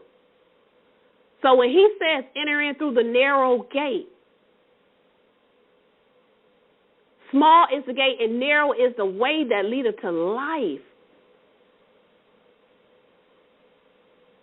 Anguish, distress, sorrow, tribulation. He says that you must suffer much tribulation to enter into the kingdom. Tribulation means narrow. Narrow means tribulation. When he tells you to enter into the narrow gate, you got to suffer. You got to go through. There's going to be trouble. There's going to be distress. There's going to be sorrow. There's going to be anguish. The narrow gate is tribulation. That's what narrow means in the Hebrew. Strong 6:8, 6:2. Narrow means tribulation. You got to go through. He's telling you, you're not getting ready to slide into the kingdom. How does he know you're going to really stand for him? He says you don't even know a friend in prosperity. You don't know who is truly your friend and who's going to be down for you until you down and out. You have absolutely nothing and you need your help. Who's going to be there? Those who help you when you have nothing are going to be the one and stand by your side. Those are your true friends. You don't know who your friend is as long as everything is going well. You got money, just like a lot of these celebrities. They say they had a lot of friends and extra family members that come out of the woodwork because they was rich and had money, and then when they lost it all those people disappeared. They with you for the joys, but they're not there for the sorrow. They're for the thick, but they're not for the thin. So that narrow gate is the way of tribulation, anguish, distress, sorrow. And then broad, in the Hebrew, broad means, because the broad is the way that everyone else is going that's not going to enter into the kingdom. In strong Hebrews 7:3-4-2, broad says in any or every direction. And it says proud. And it also says wide. Because he says, for wide is the gate and broad is the way that leadeth to destruction, and many go in. The broad in Hebrew means in any and every direction. Those are the people who are wavering, the lukewarm, the double-minded, the proud. They going in any and every direction. They doing whatever they please to do. They think they getting ready to get raptured up out of here. They don't want to suffer. They don't want to go through anything because he's going to save them from it all. He didn't say that. That's why he said those that endure to the end will be saved. The end of what? The end of the trouble, the end of the tribulation, the end of the affliction, the end of the sorrow that you're going to have to go through those birth pains. You're going to be in great distress. But once that mother has that baby and comes through, she remembers no more all the pain that she went through to have it. Israel, a nation is being birthed forth, but you're going to have to go through. Stop with this flea doctrine. You got to go through. You got to deal with it. Blessed is the man who endures temptation, because having been approved, he will receive the crown of life, which Yah promises to those loving him.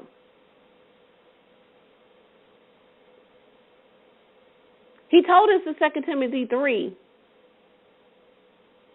that those who are true followers and disciples of the Messiah, he said to prepare for persecution. He said to prepare. If you're going to follow him, he said to prepare for it. I want you to quickly go to 2 Timothy 3, verses 7-12. 2 Timothy 3, 7-12. It says, always striving to learn, but never able to come into the full knowledge of the truth. Now, as Jannes and Jambres stood up against Moses, so do these also withstand the truth. Men of corrupt minds, far off from the faith. But they will not go any further, for their foolishness will be made well known to every man, even as to that to the others also. He says, but you have closely followed my doctrine, the conduct, the purpose, the faith, the long suffering, the love, the patient endurance, the persecutions, the sufferings, such as happened to me. Paul is saying you are on the narrow road. I want to go down to 12. He says, likewise, all those desiring to live a righteous life in Messiah Yahshua will be persecuted. Where is this pastors in the Christian churches getting that you're not going to go through nothing and you're going to be blessed and he going to come and rapture you up out of here? We're not reading this. He said you are going to be persecuted if you desire to live a righteous life. Those who turn away from wickedness, he says, you become a prey.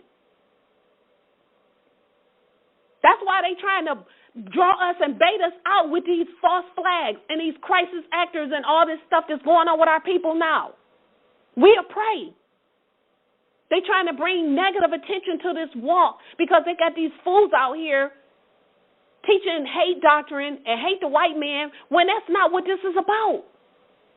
So again, the question is, in times of trouble and this inevitable suffering that is sure to happen, will you remain? Will you stand? When Yah shakes the earth, as he has prophesied that he will once again do, will you be moved? He needs to know, are you going to be moved or are you going to walk away faithless? Are you going to become a prey? Isaiah 59 and 15 says that truth is lacking. Whoever turns from evil marks himself as a prey. Are you going to be moved? He said he is going to shake it up. He needs to know who is going to be immovable, who's going to stand. He needs to know that. Will you have the spirit of perseverance and remain? Revelations 3 and 10, he says, because you have kept the word of my perseverance, I also will keep you from the hour of testing, the hour which is about to come upon the world to test those who dwell on the earth. Yah is allowing his children to go through the fire because the time of separation is at hand. We're witnessing the great apostasy. So we need to allow Yah to refine us. He needs to refine us like fire to remove those things from us that are displeasing, those things that are not of him. And while he's doing that, while we're being tested and tried like fire, it's going to be uncomfortable. But more importantly, this is a time where we need to seek his face because it's going to be a time for instruction and a greater need to sit still so that we can hear the voice of our Father through his set-apart spirit. Yah has said it, and I believe it. He said he's going to take care of those who are his, who are faithful. But don't put all of your hopes and expectations set on only seeing it in our time, because a lot of this is going to happen in the hereafter. Many of our forefathers never got a chance to see the promise, but the promise is still, it's going to happen. If he said it, it is so. Let our hope be in our forefathers, like I said, who never saw it. But they hoped and they trusted in the promise of the reward that will be made available to those who love him, those who, having endured and been approved, as it says in James 1 and 12, will receive the crown of everlasting life. I want to go to Hebrews 12 because we're at the end now. Hebrews chapter 12, if you can quickly go there, because this was such a blessing to me when I read this the other day. Hebrews 12 verse 1 says, so therefore we also, having a great cloud of witnesses lying around us, having laid aside every weight and the sin which does so easily beset us, through patience let us also run the race set before us, looking to the author and perfecter of our faith, Yahshua, who for the joy set before him endured the torture stake, despising the shame, and sat down at the right hand of the throne of Yah. Consider therefore how much he suffered from those sinners, for they were adversaries to their very own souls, so that you Do not become weary and faint in your souls. He's telling us, don't become weary. Don't get tired. I'm seeing my brethren, and many of us are getting tired, and I see it. He says, don't become tired and faint in your souls. You did not yet resist blood. You did not yet resist unto blood, striving against sin. You have forgotten the exhortation which he speaks with you as with sons. My son, do not despise the chastisement of Yah, nor faint while being corrected by him. For whom Yah loves, he chastises and disciplines every son with whom he is pleased. If you endure discipline, the key word is if, because see, he is dealing with his children. He's dealing with us right now. That's why we're seeing all of this. Our brethren are getting spanked because he wants us to repent. You're not going to get equal rights over here. We were never supposed to be equal because we're set apart. And he had said we were supposed to be above all nations. But we got to go through now because we messed up. He says if you endure discipline, that means you got to go through the punishment. Stop trying to flee. Stop getting your fake passports because you're not going nowhere. The whole nation in a minute is getting ready. The whole world is getting ready to be under Babylon's influence. Where you going? All the kings of the earth are coming together. And they're getting rid of the ones that's not complying. Where you going? You want punishment. He says, if you endure discipline, Yah is dealing with you as with sons.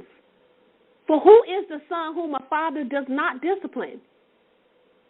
Verse 8, but if you are without discipline, of which all have become sharers, then you are strangers and not sons.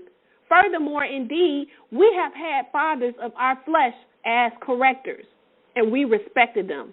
Shall we not much more be subject to the Father of spirits, and we shall live? He said, look, you got your own earthly fathers who correct you and discipline you, and you respect them. What's going on? You can't deal with what's happening to you right now? Israel, sit down and sit still. He's dealing with your brethren. Just continue to teach the truth and help them to see the connection of what's going on in these recent events to the Bible. That's what they need. They don't need nobody riling our people up to go down and march and get themselves shut up. Operate in wisdom.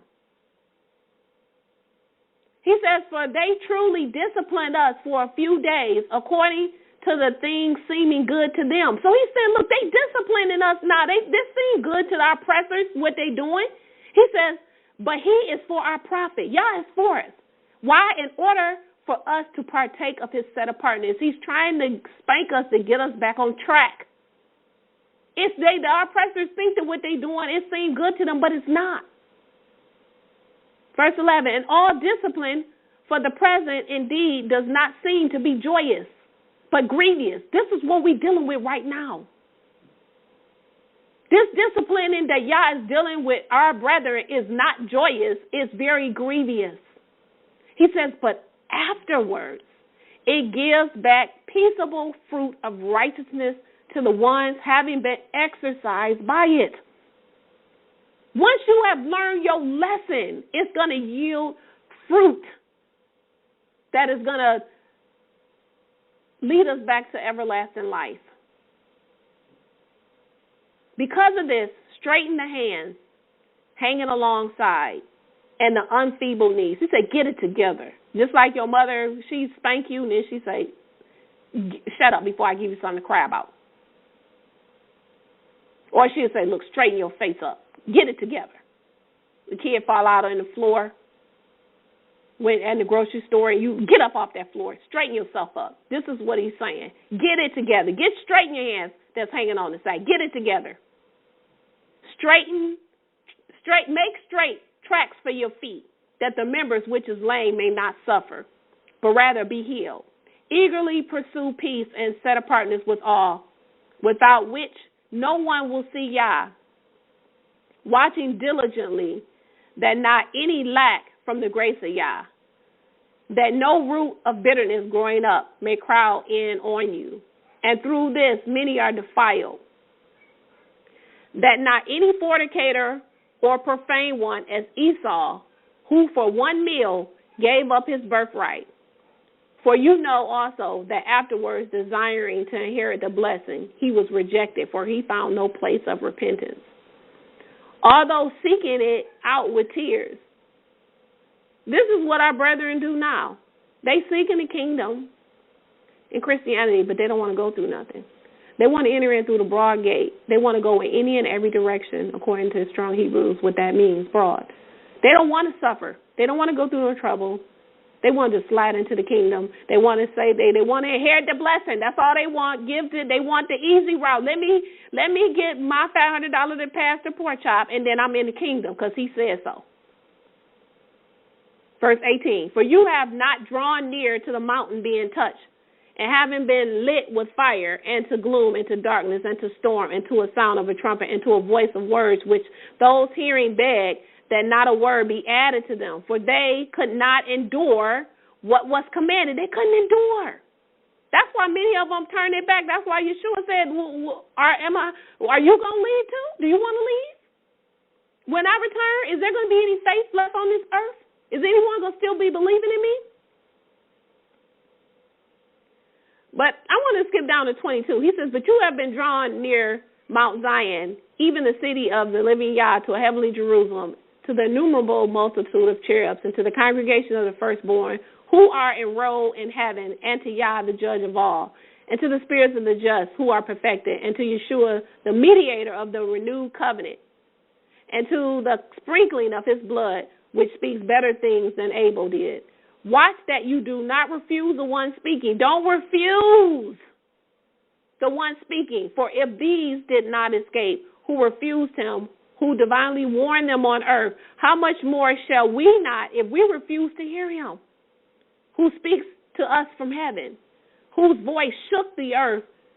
Then, but now he has promised, saying, yet once I will shake not only the earth, but also the heavens. And I read the precept in Haggai 2 and 6, when I say he's going to shake up some things.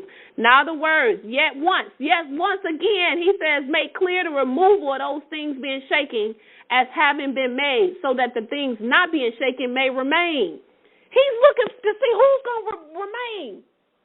When he shake it up, who's going to remain? Who's still going to be standing? Who's not going to be moved by every wind of doctrine? Every time somebody got a new doctrine or a new saying, they lending their ear to them. Let me see what they got up here. Oh, this is a new age movement. Let me see what they talking about. Oh, this is the Moors. Let me see what they talking about. Stop listening to everybody. You got the book of instructions. He said, I've already revealed the road of life to you. Get away from these men, for they do not know me. Stop listening to these fake pastors. They don't know him.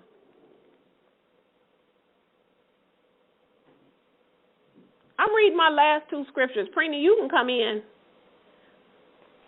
if you can still hear me.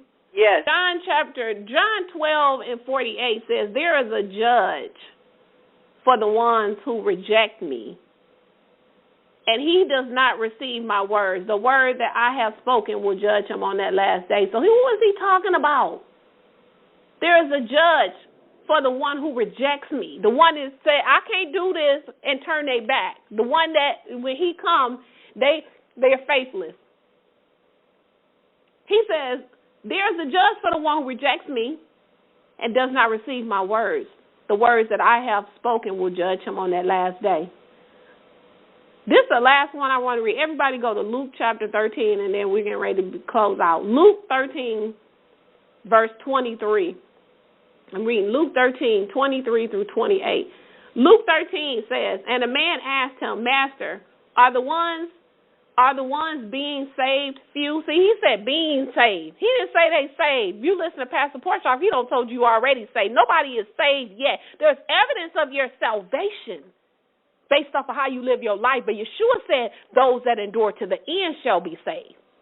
We are being saved. Because they tell you in the church you can't lose your salvation. That's a lie.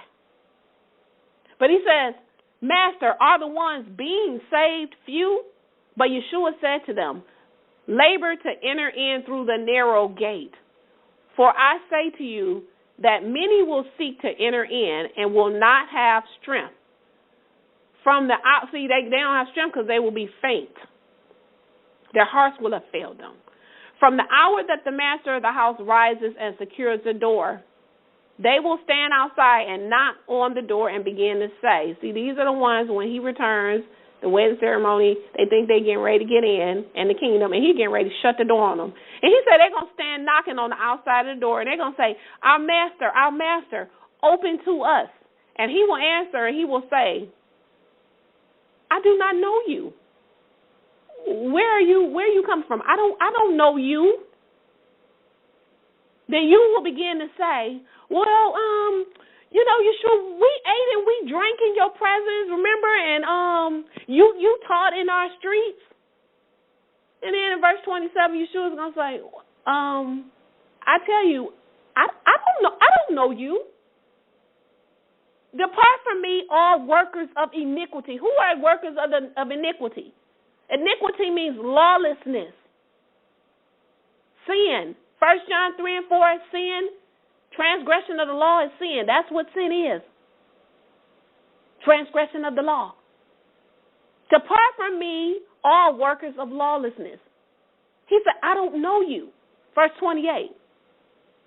There will be weeping and gnashing of teeth when you see Abraham and you see Isaac and Jacob and all the prophets in the kingdom of Yah, but you yourselves are going to be on the outside.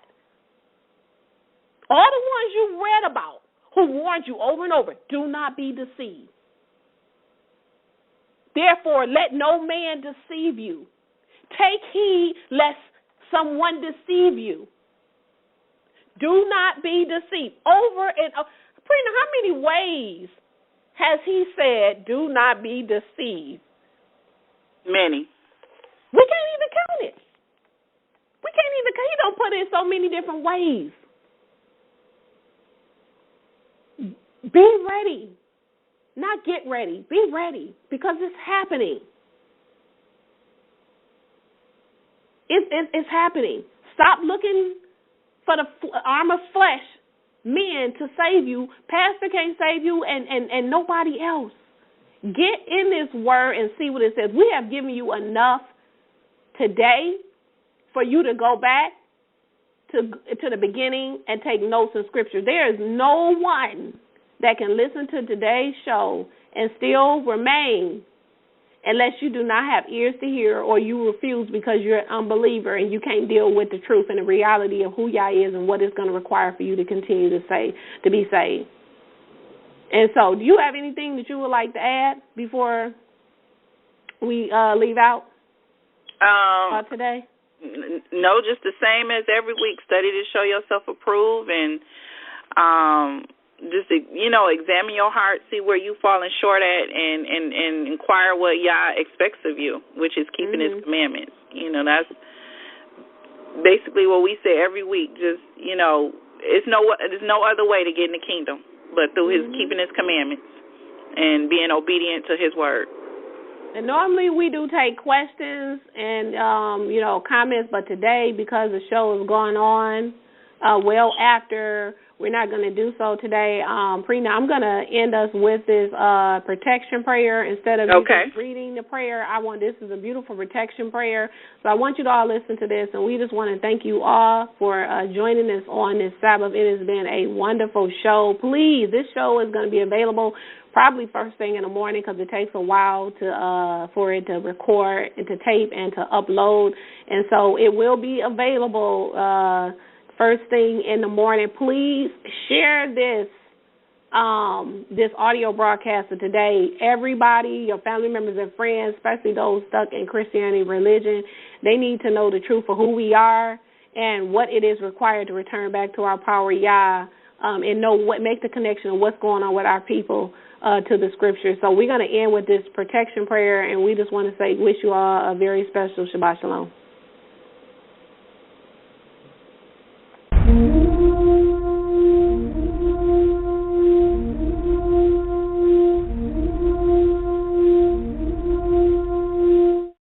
Those who call upon my name, in spirit and in truth, I say Shabbat Shalom. My presence shall go with you, and I will give you rest. In the name of Yahushua, I praise and thank you, Father, that you have given us the keys to the kingdom of heaven, whereby we have the right to prohibit on earth, and it is prohibited in heaven, and to permit on earth, and it is permitted in heaven. Through your Son Yahushua, I ask you to unite my lev, my heart, to fear your name, according to Psalm 86:11. In the name of Yahushua, therefore, according to your word, Yahuwah, I bind all principalities, powers of the air, wickedness in high places, powers, thrones, dominions, world rulers, and strongmen, exercising influence over me and those I am praying for, and I prohibit them from operating against those I am praying for, or on the one praying this prayer. Who is like you among the mighty ones, O Yahuwah Elohim, Yahuwah El Shaddai? In the name of your Son Yahushua, I bind and prohibit witchcraft control, mind-binding spirits that block and or bind the will, mind control, destruction, lust, fantasy lust, perversion, intimidation, rebellion, rejection, sarcasm, schizophrenia, paranoia, anger, hatred, wrath and rage, resentment, bitterness, unforgiveness, whoring, unteachableness, deception, doubt and unbelief, passivity, pride, false humility, critical spirit, adultery, complaining spirit, control, judgmentalism. I bind and prohibit every spirit mentioned and any other spirit which is not of Yahuwah, in the name of Yahushua HaMashiach. Call upon the true name.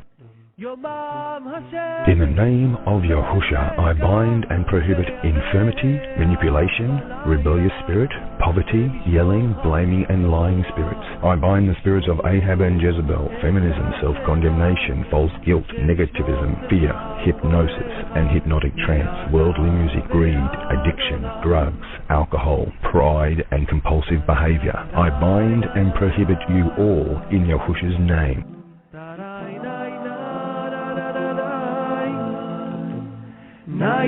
Your word has declared that we are not of those who shrink back and are destroyed, but of those who believe and are saved.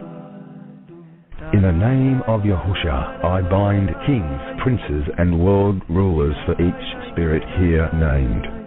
I speak confusion to the ranks of the enemy. I declare their assignments against me and those I am praying for are hereby rendered null and void in Yahushua's name. Hashem shomrecha, Hashem tzilcha, al yad yeminecha. Lift up your eyes on high and see who has created these. He who is bringing out their host by number, he calls them all by name. By the greatness of his might and the strength of his power, not one is missing. Though you rise high as the eagle, and though you set your nest among the stars, from there I shall bring you down, declares Yahuwah.